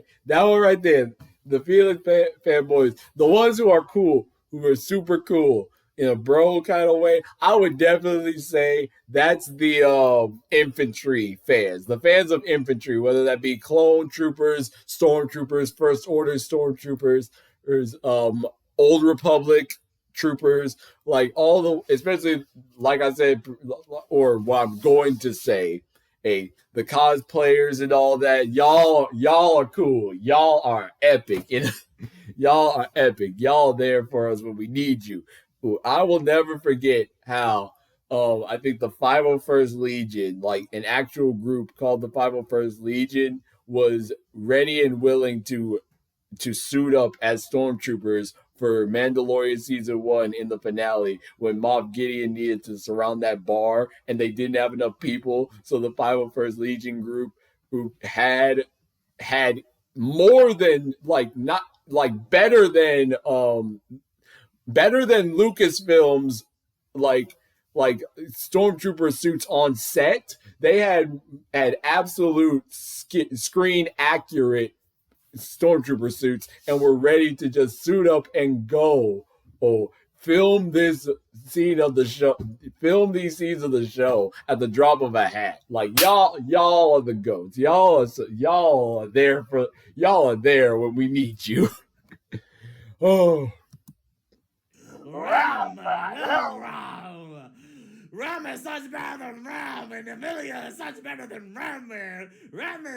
Bro, all y'all females are trash, bro. Get the fuck out of here, except for Echidna. Echidna is top tier. Okay. All right. For that one, I would say that the double-edged sword of it, like the double-edged sword of the super coolness of the infantry lovers, along with like not just troopers, but I would also probably say, I would probably also say battle droids and stuff, is that when we start talking about verses, when we start talking about army versus army, like the Galactic Empire versus the Republic, like as far as stormtroopers and clone troopers, first order stormtroopers versus clone troopers, stuff like that. That's when it starts getting like that's when it gets annoying and stupid, especially when people. Oh my goodness. Okay, Galactic Empire fans, Galactic Empire and stormtrooper fans. I'm sorry, but y'all got bruh. Apart from Andor, Disney ain't giving you no favors, ain't doing you no favors to beat the allegations that stormtroopers can't shoot. No matter what old Ben Kenobi said in A New Hope, stormtroopers, at least outside of that movie, ain't hitting nothing. They can't shoot. Unless you're in Andor and you're somebody with no plot armor. If you have no plot armor and the camera focuses on said stormtrooper long enough, then you know they're going to land their shot. But otherwise, they ain't hitting nothing. But okay. So like we get into these big debates over which infantry type is better, and then for the Echidna fans and like the Echidna equivalent, I would say that's the Mandalorians. And the Mandalorian fans, y'all are some top tier people. I would say you Mandalorians are top tier people. Well, before and after the Mandalorian came out. Okay, if you were a Mandalorian fan before even the Clone Wars, if you were a Mandalorian fan before the Clone Wars, like if all you had was Boba Fett and the Legends lore and stuff, and the book lore of the Mandalorians, y'all are some top tier people. Cool. And then when Clone Wars gave you some more stuff to aura farm on, y'all like, as far as I can tell, Mandalorian fans, y'all always been like up there. Y'all always been up there, top tier people. Yu-Gi-Oh fans, they don't even like Yu-Gi-Oh anymore. They don't even like Yu-Gi-Oh anymore.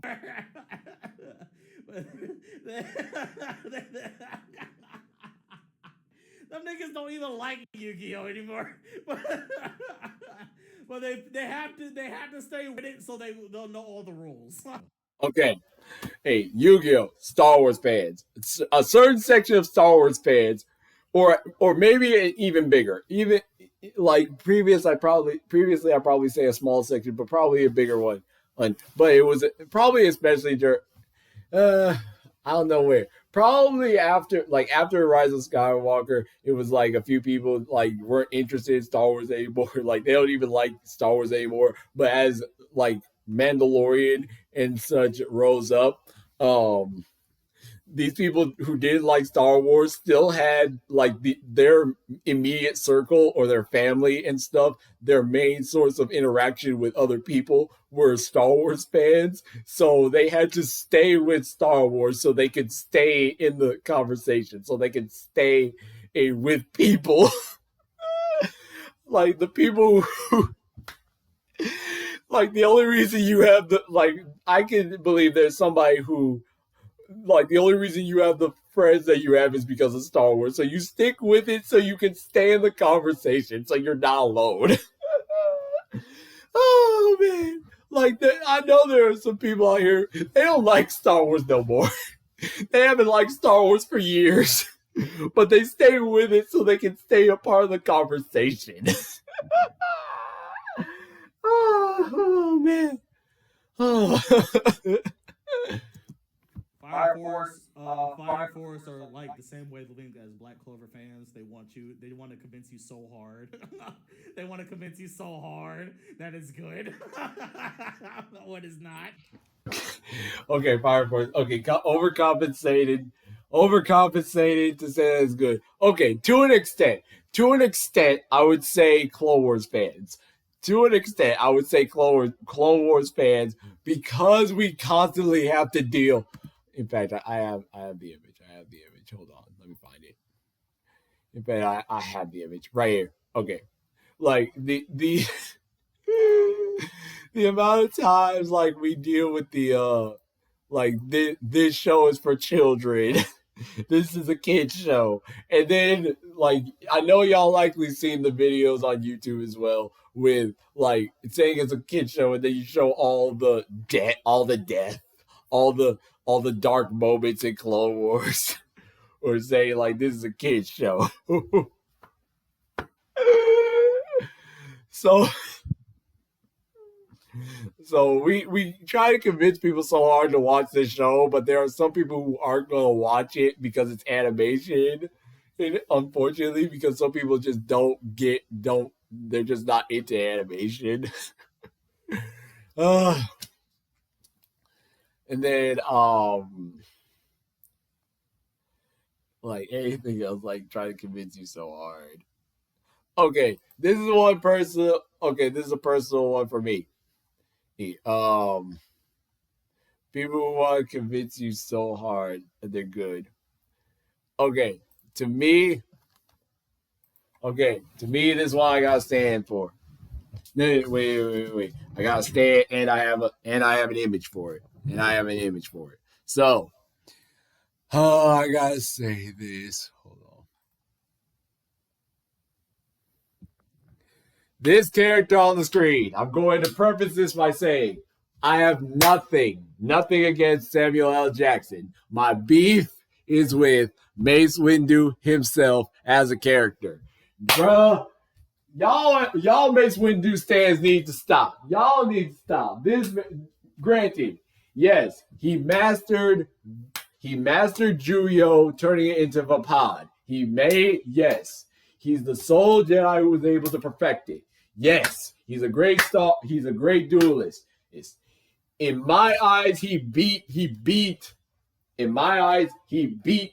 Sidious. He beat Sidious in that fight. He has the shatter point force ability. I get that. But bruh, a chunk of Order 66 is this Jedi's fault. This is this man's fault, bruh. This is his fault because he was doubtful of Anakin from the very start. Didn't give him a chance. Never trusted him. When Ahsoka was brought, he was part of the reason Ahsoka was banned from the Jedi Order. And then when she was proven innocent, this man got the guts to sit up in her face and say, this was your true test. This was actually your true test of a Jedi Knight. Joker, you banned her. Woo! Not only do you not apologize, but you try to circumvent this as this was your great test to the Force. Shut the flip up. Oh, and then Tales of the Jedi. You took credit for something Count Dooku did. You took credit for something Count Dooku did getting on the Jedi Council that Dooku should have gotten in the first place. You took credit from Dooku. That's another thing. You a thief, man. Like, because you follow the rules. Because you followed the rules for the Jedi Order in that instance. You took a Jedi Master position that Dooku should have gotten in that episode. Oh boy. Then we got season 7. Oh boy. Now we get to season 7. You got the nerve. Ahsoka helps you capture Maul. Your petty behind got the nerve to call. Oh.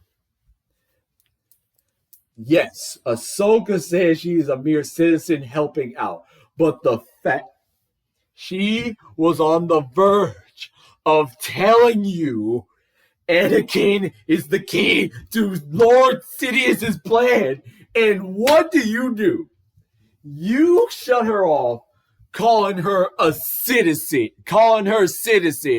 and this is something for the Jedi Council to discuss. You, you son of a,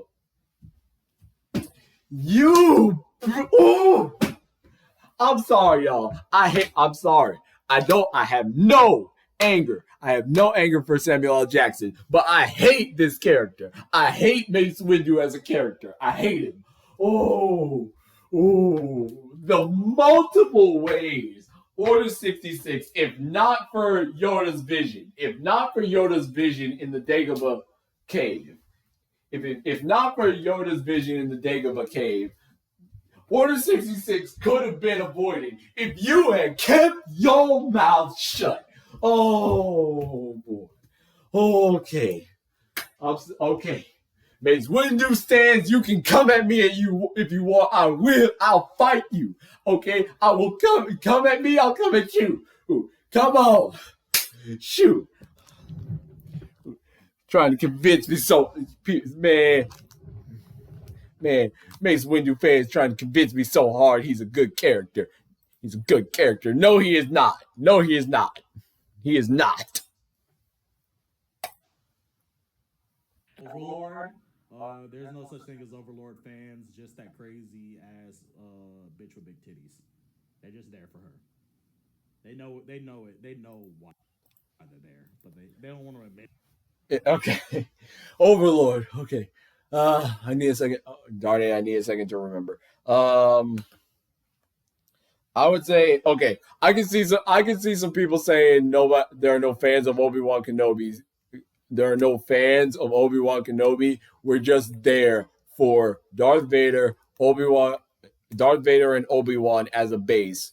A Qui-Gon Jinn at the very end as extra sauce. Awesome. That's one thing I could see people saying. Like, there are no fans of Obi-Wan Kenobi. They're just there for Obi-Wan and Darth Vader, nothing else.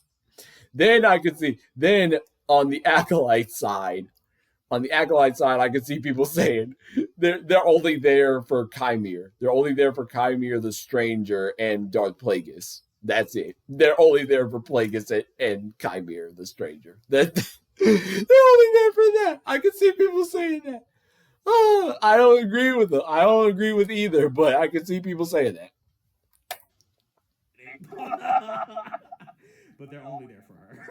they're not there for anything else. Okay. KonoSuba fans are top tier. There's nothing wrong with them whatsoever. Darn it. Okay, I want to let him finish that statement and then say my parallel for KonoSuba. Oh. Perfect. Just as perfect as a series. Okay. So for me,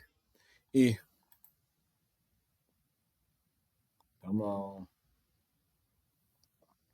Waiting for this thing to show up. All right. Hopefully y'all can see this on screen. Star Wars Jedi fans, y'all are top tier. Y'all are top tier people. Top tier people. As a matter of fact,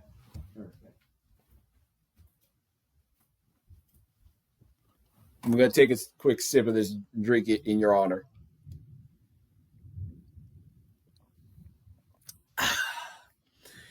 Yeah, y'all are top tier. Y'all are top tier people. There's nothing wrong with y'all. Y'all are just as perfect as these games, and what I'm guessing will be as perfect as the third game to come.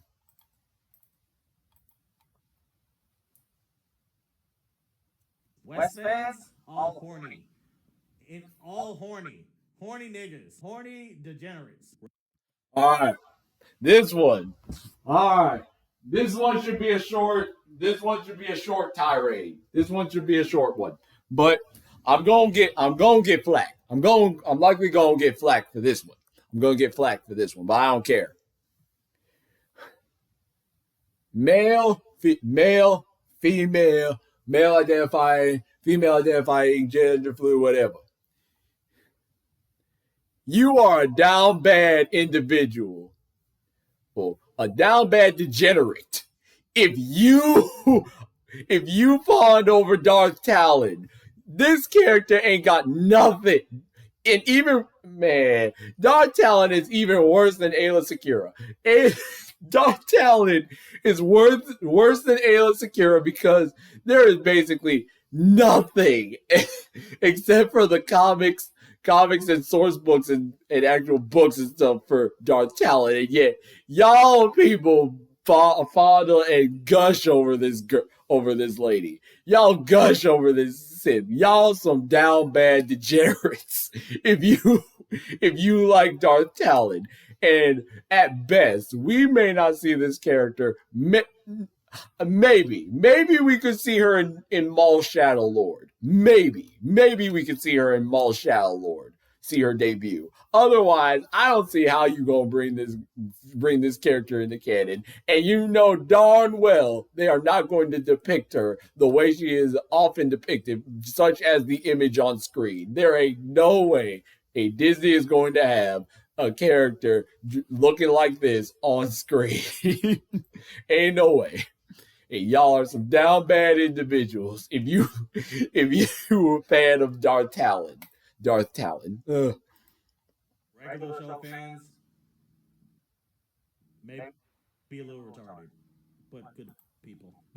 Okay, regular show fans. So maybe a little dumb, but good people. I gotta say, Jar Jar Binks stands. Jar Jar Binks stands and fans, including me included. Okay, I may be a little off. Oh, but I love Jar Jar Binks, man. I love Jar Jar Binks, especially in the Clone Wars. Any episode, any and every episode with Jar Jar Binks in it, I'm gonna be laughing all the way through. Ooh, he's just such great comic relief.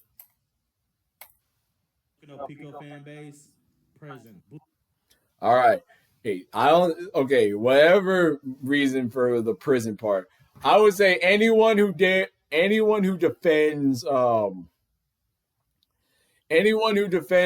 Krell, any Pong Krell defenders, y'all gotta go to jail. Y'all gotta go to prison. That and anyone who genuinely, openly, genuinely defend the Galactic Empire.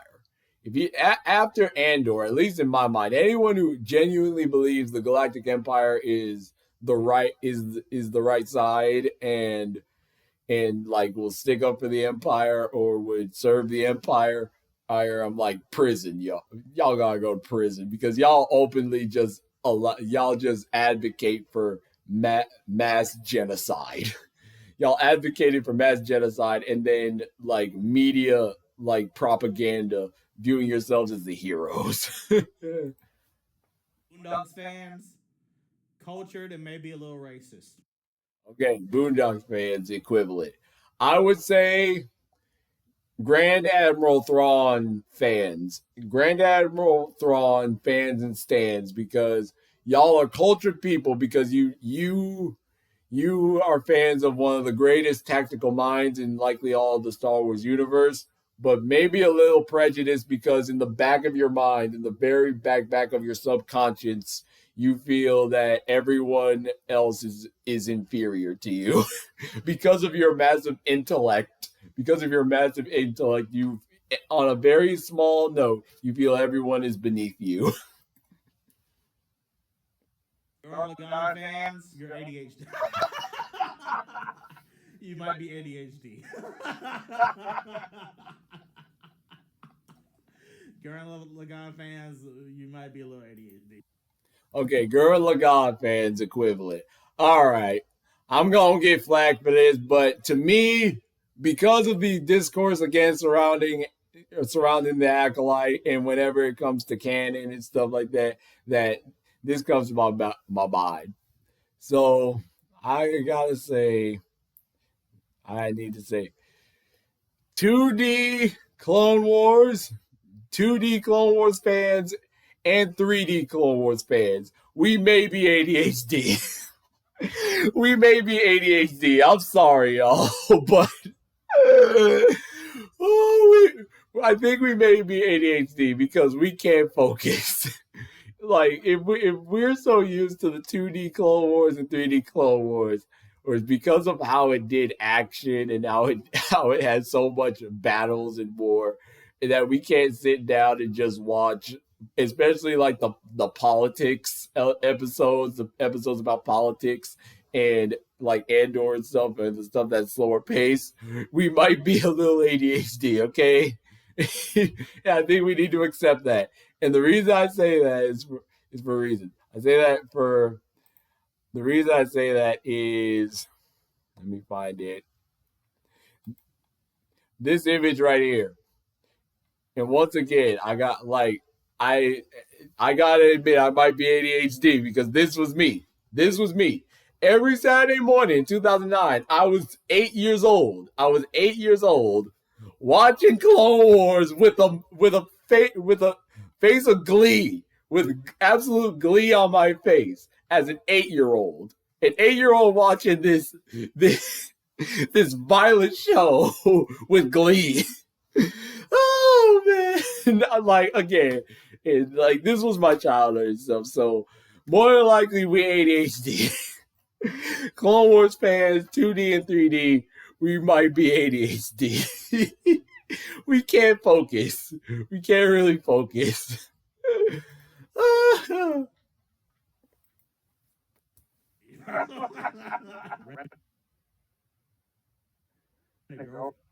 Friend, fans, base. Rent a girlfriend fans equivalent. Betas. Anybody thirsting over a droid, okay? Whether that be male, like a regular binary, like blank slate, or female voice, female look, male voice, male look. Look, if you thirsting over a droid, come on now. You might. I don't want to say beta. I don't want to say you're inferior, but I don't want to say you inferior. But if you're looking at Star Wars droids in a romantic way, you might. You may need to take a second. You may need to check yourself.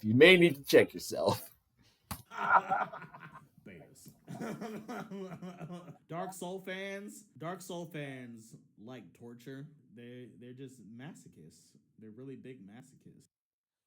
I would say anybody, once again, deep like fans of the Sith Empire, especially if you a fan probably of Old Republic Sith. If you're a fan of like Darth Malgus, Darth Annihilus, Darth darn it. Now I'm forgetting other names. Oh man. Darth Malik, Darth Vindican, Darth Vitiate, like all those old Republic Sith, like Sith Empire fans, as y'all might be just be masochists. Like if you're a fan of the ancient Sith Order, or if you're also fans of the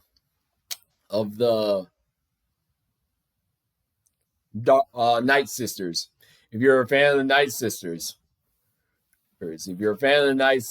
like witches of the witches, you might be into torture. And might be hints of being a masochist.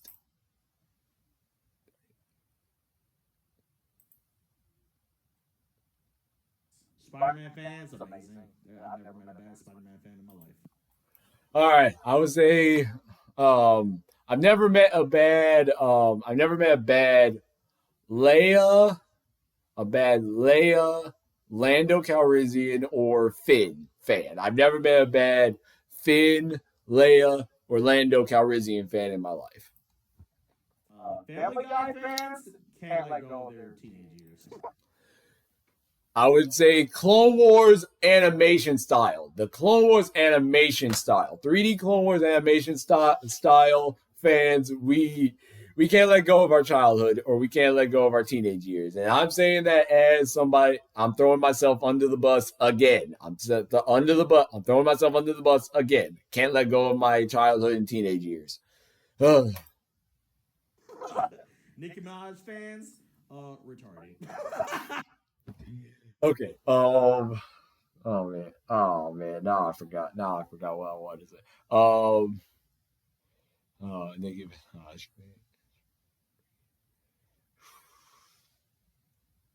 Oh man, I think. Oh, okay. Many people would just say sequels fans in general. Many people would say sequels fans in general. I don't think that. But I know a bunch of people do. A bunch of people think that.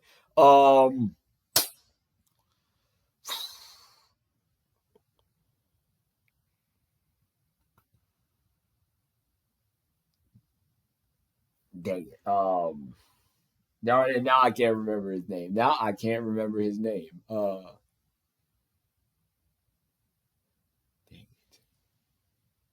Oh shoot.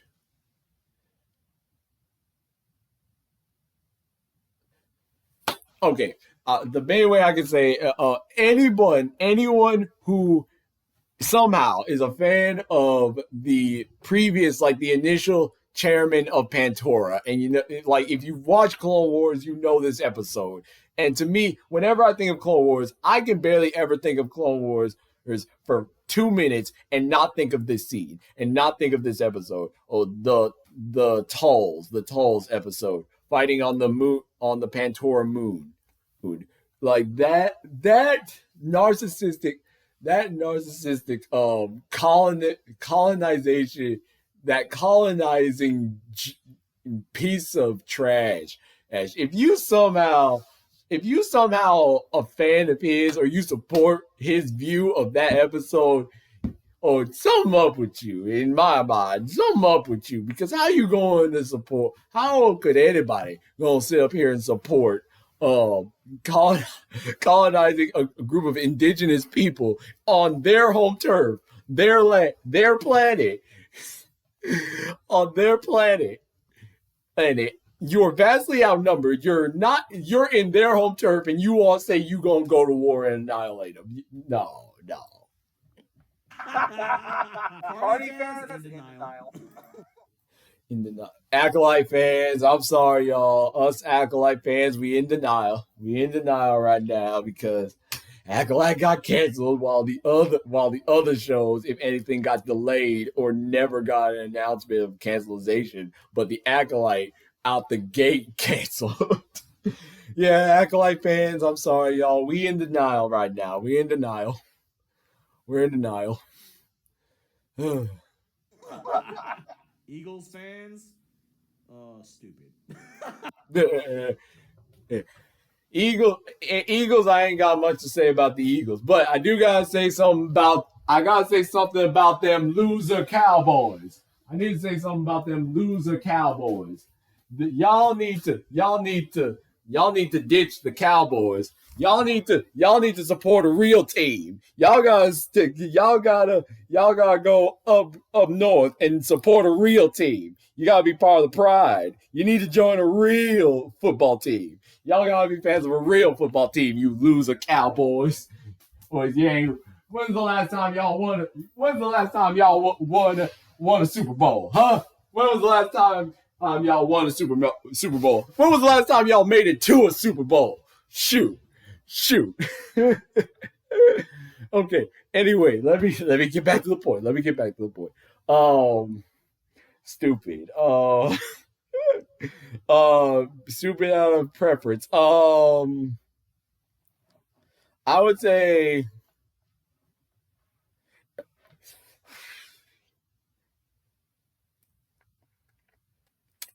Jedi Guardians. Like in a joking way, Jedi Guardians, aka blue crystal lightsaber wielders. Stupid. Y'all stupid. Y'all need to become in tune with the Force. Get in tune with the Force, and become Jedi counselors. Aka green sabers. Isekai fans. Oh my gosh, Isekai fans, bro. Isekai fans, bro. Y'all gotta get a life, bro. Y'all gotta get a life, bro. They gotta get a life, bro. Y'all gotta get a life, man. Squid Game fans. Okay. For the Isekai fans, need to get a life. Okay, this is talking about a specific. Okay, a specific section of fans. I'm talking to the Star Wars collectors. Okay, the Star Wars collectors, whether that be the figures, the lightsabers, the Lego sets, and also the cosplayers, specific cosplayers who show out to every con, every con, and especially Star Wars Celebration stuff. Listen, ain't nothing wrong with your hobby in itself, but when you've spent hours, days, weeks in your workshop, weeks in your cave, days in your collection room with your collection stuff. I'm not like, in the way of get a life, I would say at least step outside a little bit, like take a break, take a break. Take a second to be with your family. Take a second to be with your friends. Take a second to go outside and breathe in the fresh air. If you somebody who ain't got no friends or family for whatever reason, just step outside and smell the roses, smell the daffodils. Like, step outside for a minute. like if you spending so much time in your zone, that's all you do. Ooh, you just may need to take a break. just that's just me. That's just me talking. You may need to take a break from your hobby. Fucking weirdos. Okay, it's okay to be a Squid Games fan. It's not okay to criticize people with having fun. But the capitalism, Wes, the capital. Shut the fuck up. Okay. Now I'll say for Squid Game fans, people criticizing people for having fun. The online discourse, especially when it comes to Star Wars Celebration, and you just see like the specific people who will see a bunch of fans celebrating Star Wars or doing Star Warsy things and making fun of them or like criticizing them for it. It's like let fans have fun. Especially ones who go to cons and Star Wars Celebration and stuff, calling them shills and all that. It's like calling them shills, calling them weak and all that. Shut up, man. Why don't you why don't you go out there and do it? Go to a con or something as a Star Wars fan yourself. Experience, have a moment to experience the fandom without with less or no toxicity in the immediate room. Like it's okay for fans to express their love. It's okay for them to go to Star Wars Celebration. It's okay to go to the anniversary of Revenge of the Sith and the upcoming anniversary of, I think, A New Hope, and go all out in your fits. But the people out here like talking down on them, calling them Disney shills and all of that, calling them weak and stuff, of his like, shut up, man. And nobody asked you. It's like quit trying to criticize people for having fun. Have fun yourself. Like, shoot. Huh. Holland Fans, teenage white girls. Okay, now what? All right, teenage white girls. As far as Tom Holland fans go, this one transition. This transition between a few different characters. Original trilogy, I would say this was Luke Skywalker or Han Solo or both. Then in the prequels, this was Anakin Skywalker, specifically Revenge of the Sith, and Ewan McGregor, Obi-Wan Kenobi, or both. Then with sequel trilogy, it went to Kylo Ren, and solely Kylo Ren. And now, at least with Acolyte, it's Chimere the Stranger.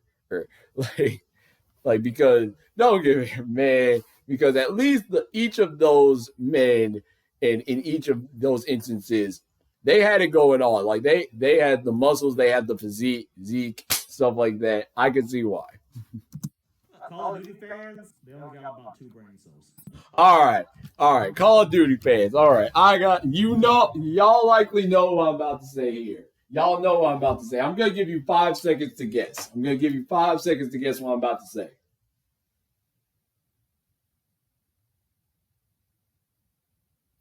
Star Wars Battlefront fans. Y'all know what I was gonna say. A Star Wars Battlefront fans. We only got 2, maybe 3 brain cells. One, play Battlefront 2. 2, give us Battlefront 3. A possible 3rd brain cell is never forgive EA for what they did. And I operate off of those 3 brain cells, man. I play Battlefront 2, I want Battlefront 3, and I will not forgive EA for what they did. I will not forgive them. I can't forgive them for what they did. I can't forgive them for how they cut Battlefront 2 off in its prime after a messy, terrible launch, and all the problems throughout. The micro transaction debacle leading to the gaming community, like the gaming industry setting rules because of this game to never do micro transactions like that again. Oh man. Oh, like, bruh, it's man. Oh, and then like to me, like the Jedi games, the Battlefront games, and stuff of Respawn and DICE. To me, these are Orson Krennic, and EA is Grand Moff Tarkin, and literally in that scenario. Like, I consider Battlefront 2 and Battlefront 1 honestly to be DICE's game, and then the Jedi games to be Respawn on, because to me, I don't attribute these successes to EA whatsoever, because I literally view the success of Battlefront 2 near its end as Krennic telling EA, like Will Tarkin EA, we stand here amidst my achievement, not yours. Like, and the Jedi games again with Respawn, we stand here amidst my achievement, not yours. Because EA don't deserve nothing. Oh man, I'm sorry. I'm still mad. I'm still mad about how they left. They gave the way they set. They had the best. They had such a great setup. They brought Battlefront 2 back from the ashes, and it was in the peak of popularity and potential. We were going to get Mustafar. We were going to get Ahsoka. We were going to get Asajj Ventress. The Mandalorian was either airing or about to air. Here, we were about to have so much potential content for Battlefront 2, and they cut it. They cut support to go over the battlefield. Going over the battlefield. Only for that game to fail too.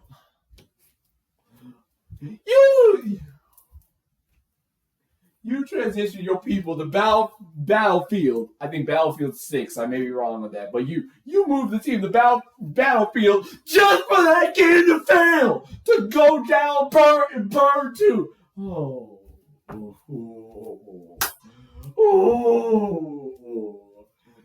As you can see, I still ain't forgiving EA. I still ain't forgiving EA for that bullcrap they pulled. Oh, man. Oh. And we need a Battlefront 3. I know it ain't coming for another 5 years if we even get it. But I salute everybody. I salute everybody who did a resurgence of Battlefront 2 players like in the past few months. I wasn't able to fully participate. I did hop on with a few friends a few times, but I haven't been able to do it back to back to back.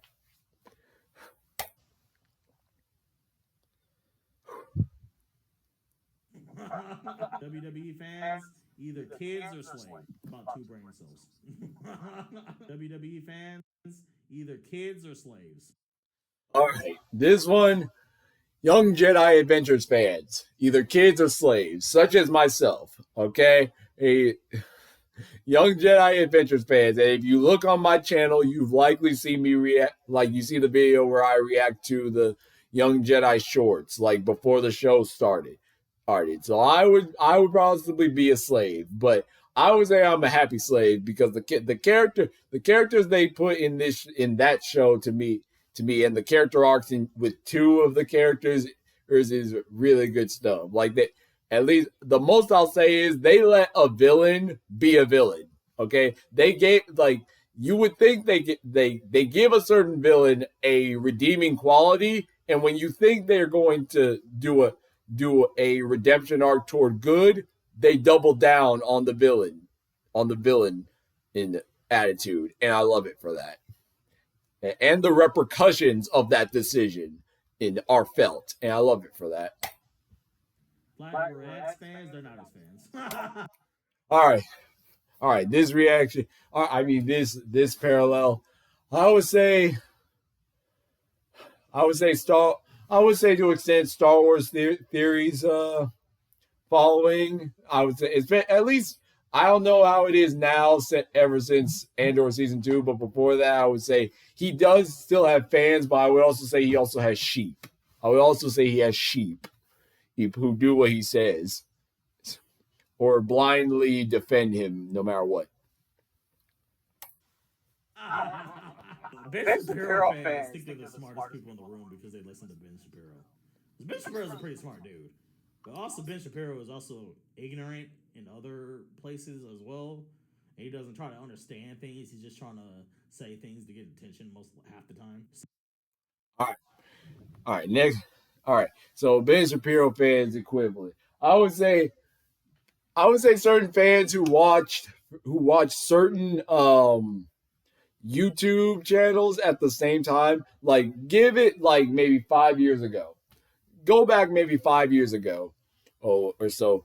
If you watched these YouTube channels all at the same time, you probably felt like you were the smartest Star Wars fan in the room.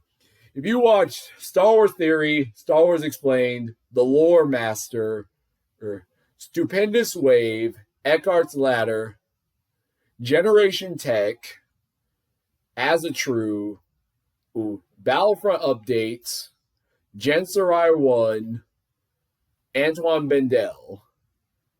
I'm trying to remember if there's any others, like off the top of my head. Like, I know there are more. Like some honorable mentions, Leia's Lair, that one Star Wars girl, or like all like those different channels. If you watched all of them at the same time, you probably felt like the smartest Star Wars fan in the room because you knew much about almost any corner of Star Wars when it comes to the movies, these background characters. I forgot that one bit. Dang it, I forgot to talk about that one bit. I'll have to do it another time. Because I know this video is long enough as it is. Like, you know about the ships, you know about the lightsabers, you know a lot about lightsaber crystals, you know about Legends lore, you know about all this stuff, you know about the games, all that. If you listen, or the lightsaber forms, their strengths and weaknesses, you know about force powers, you know about legends and canon like Ancient Sith and Jedi. If you knew all of this, it's you at least I never felt that way. I never felt like I was the smartest person in the room because I watched these channels. Because now I'd say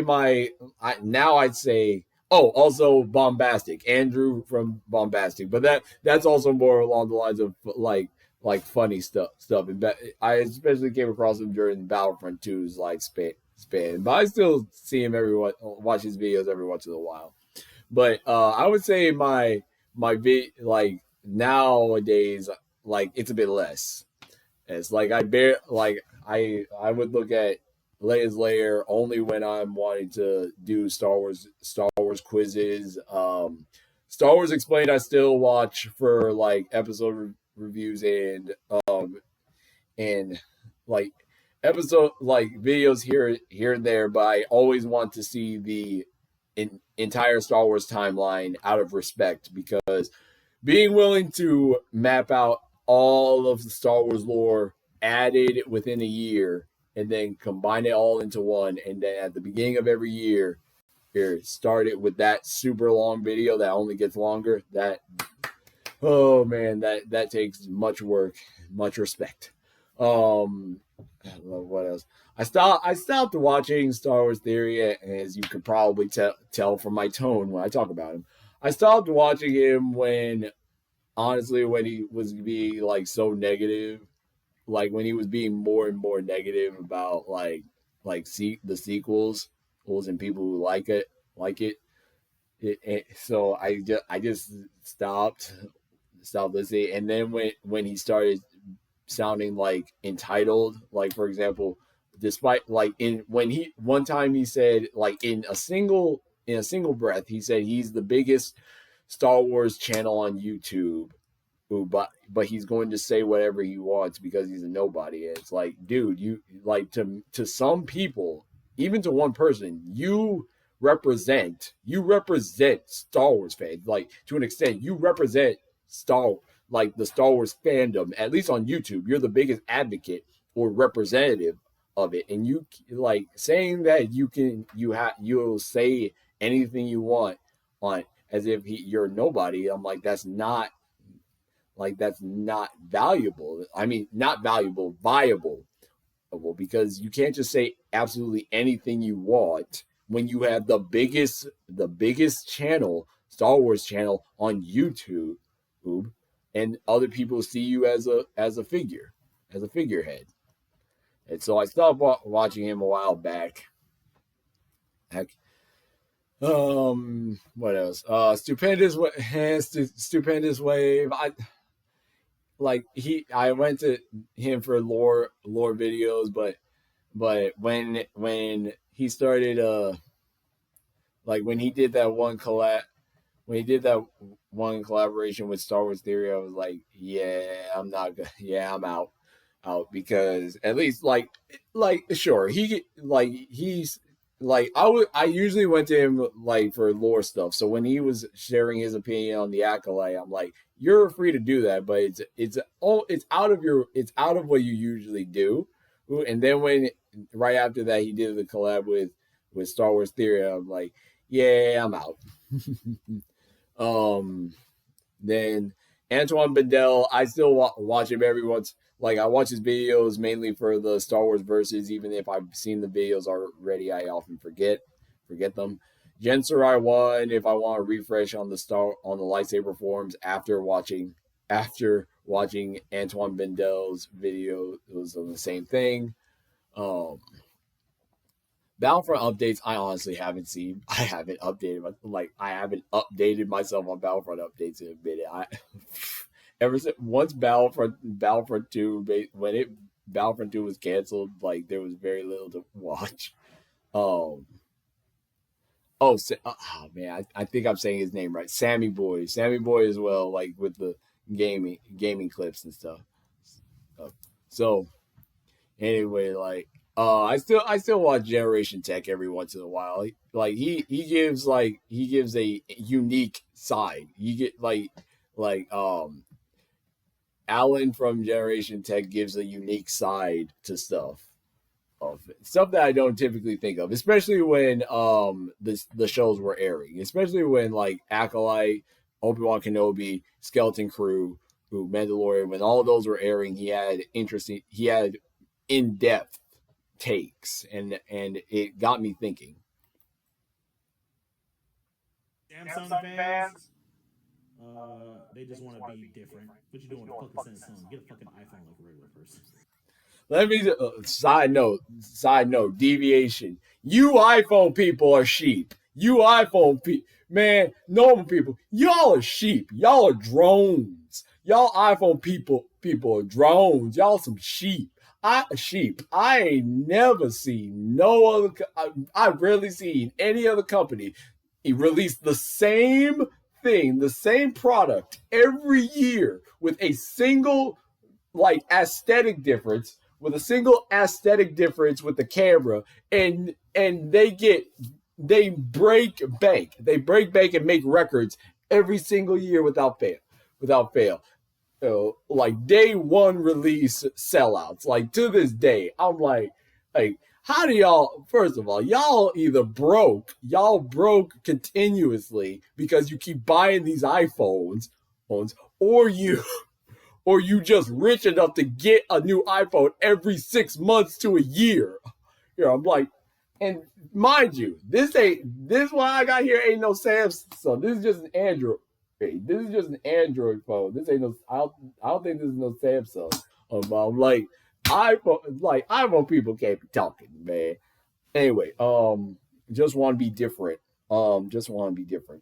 Star Wars Visions fans, and all the better for it. Fans of Star Wars Visions, y'all, we need y'all. Anyone who does this, who's into the Star Wars Visions and probably wants to do stuff like that in the future, we need y'all, because y'all are opening the doors. Y'all open along with Andor, y'all are opening Star Wars' mind to growing into other aspects, other concepts, other animation styles, other ways of storytelling in Star Wars. Like, we need y'all to be different. Already been over this. Cardi fans are just delusional. BPS fans, mentally disabled. Okay, oh man. Alright, I had an idea for that one. Bionicle fans. I have never met a Bionicle fan in my life. Darn it. Slow. That was a slow one. Yeah. Oh man. I had a specific one in mind. I had a specific thing in mind. Man.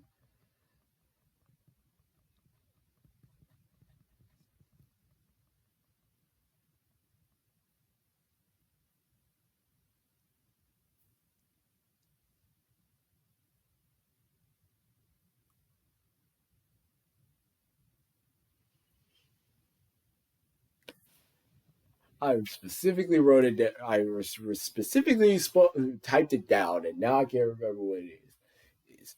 Okay, to replace it. All right, mentally disabled. I would say to an extent, the people, like I said at the start of this, who bullied individuals off of social media. Yeah, the people who think it's okay to harass people online, the people who want to ignore, or for example, back when Obi-Wan Kenobi was about to come out, Disney made that statement that the Star Wars universe is a big universe with many different creatures. Please do not be racist or make racist comments or statements. And the people who took that and said Disney's calling all Star Wars fans racist. No. They were not calling all Star Wars fans racist. They were talking to the people. They were talking to the fans, to the people who would make racist statements that ended up doing exactly that. The people who did exactly that. The people who ended up making racist statements and harassment from not doing it, because they didn't do that previously with John Boyega and oh man, Rose Tico's actress, not her. Oh man, Oh man, Rose Tico's actress, and I specifically looked up her name a second ago. Oh man, and hold on, let me make sure I can find it actually.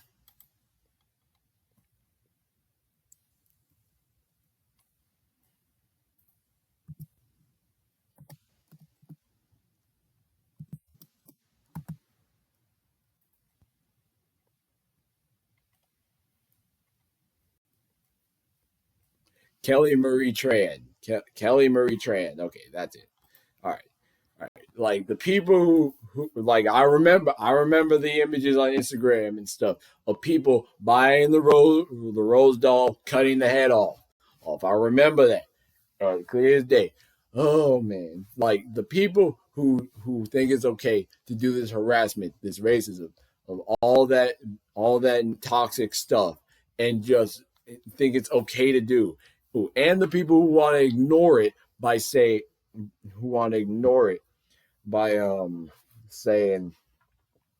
for example, the people who say, hey, when actors, creators, and directors say they don't want to touch Star Wars, Marvel, DC, whatever franchise or IP, because of the reputation of the fan base, and the fan base and certain members of the fan base say, good, we don't want you here, or good riddance and stuff. That's not a good thing. Like, that's not a good thing. When your fan base has a reputation and so bad and known for harassing people or bullying them off the internet, sending death threats, it's all that.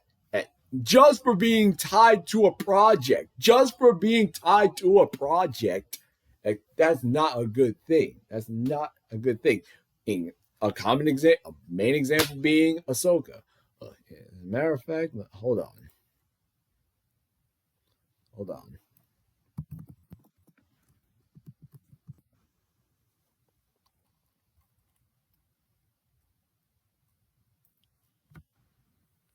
Because I remember to this day, Ashley Eckstein. I remember that when she was first cast for the role for Ahsoka, like Dave Filoni and George Lucas, like the team working on Clone Wars, specifically knew outright, no matter what they did for Ahsoka, the fans were going to hate her. So they played into it by giving her bratty teenager traits, so that they basically said, if they're going to hate her regardless, we're at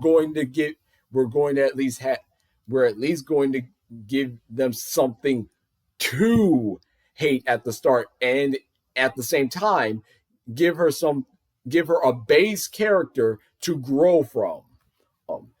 And I'm like, that is sad. That is sad and terrible. The fact that the creators even know that knowing that no matter what they do when introducing a character, they're going to get hate regardless. That's sad. That is sad and embarrassing.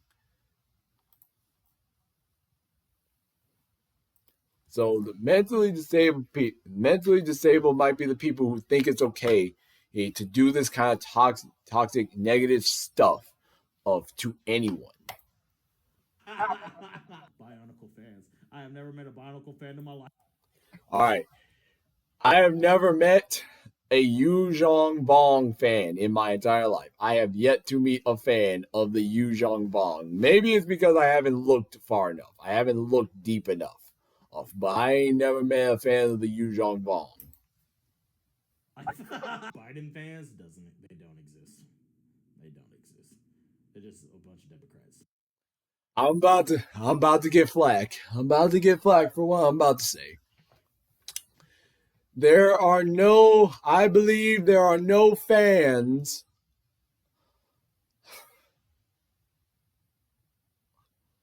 Wait a minute. I want to make sure I say the name right.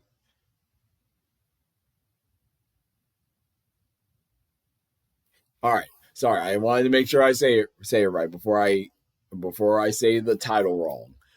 I do not believe there are any fans of Grand Moff Wilhof Tarkin. I do not believe there are no fans of Moff Tarkin. They're just a bunch of Imperial fanboys and fangirls. They're just Imperial supporters, and they just pick the most well-known Imperial to. They just pick the best-known Imperial to represent them. Trump fans? Gullible. Gullible people. All right. Hey, so Trump fans being gullible, Darth Sidious and Canon fans. Like Sidious fans, and y'all, okay, one, y'all are dangerous because y'all favorite is one of the most sadistic characters in all of Star Wars, and two, gullible. I would say y'all are just a little bit gullible for this character. Two, Canon fans, okay? And all right, let me say why I said it a long time ago in the video. A bunch like Canon fans, gullible, okay? Because the amount of us, like, I would say, okay, also stupid. Like Legends canon and stuff, we're gullible and stupid because the amount of times we should know by now. Nothing in a book or a comic book, a novel, or nothing in that is going. You can't trust that is going to be adapted shot for shot into canon. It is more than likely that will likely get retconned. It's been done multiple times. And we should know this. The movies, even, like, there's always been a hierarchy of canonicity that you can and can't break. So the fact, which touches back to Legends fans, where it's like, if canon contradicts and retcons itself every Tuesday, what the heck makes you think an asterisk alternate universe of Star Wars is going to have any holding on canon? So, because like Caleb Dune or Kanan Jarrus, how he escaped Order 66, that was retcon. That was refitted or restructured to fit the Bad Batch into it. That's one example of a retcon. Ahsoka, the Ahsoka novel versus her Tales of the Jedi episode. That changed a lot. Of how, for example, how she got her white sabers, how she got the crystals for her white lightsabers. Like canon retcons itself all the time. It canon retcons itself all the time. Even the movies have done it. Not A New Hope. No, Empire Strikes Back. Luke and Leia kiss. Is Return of the Jedi. They're siblings. And from all accounts we can tell, they weren't planned to be siblings. So they retconned that, which led to the whole brother kissing sister thing. So if even the movies can do that, and especially with the sequel trilogy, if the sequel trilogy gonna be out here retconning stuff, what the heck makes us think anything below the movies can't retcon anything? So gullible. Star Wars fandom can be some gullible people. And lastly, We do have Halo fans. Cultured. all right, we made it to the end of this video. I hope y'all enjoyed this. This is probably one of the longest videos I've ever made. If you agree with me, please let me know down in the comments down below. If I missed it, I know I missed a few. I even thought of some that I missed. It's right now. So if I missed some, if I missed named or mistitled some, please let me know down in the comments. Please comment, like, subscribe, share this video. Hope you enjoyed it. React to my madness. Hopefully react to this one. See if tell me if I'm right or wrong. Add your own spin to it. What else? What other like pieces of the Star Wars fandom? Not just the bad. Tell me something good, because hopefully I added a few of the good things in our fandom. Hopefully I added a few of the good things in our fandom to if not balance out, at least alleviate the bad.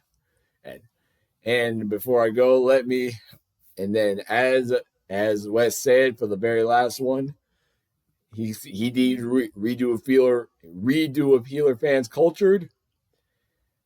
The Star Wars fans that I think are some cultured people. The fans of this game right here, I have spoken.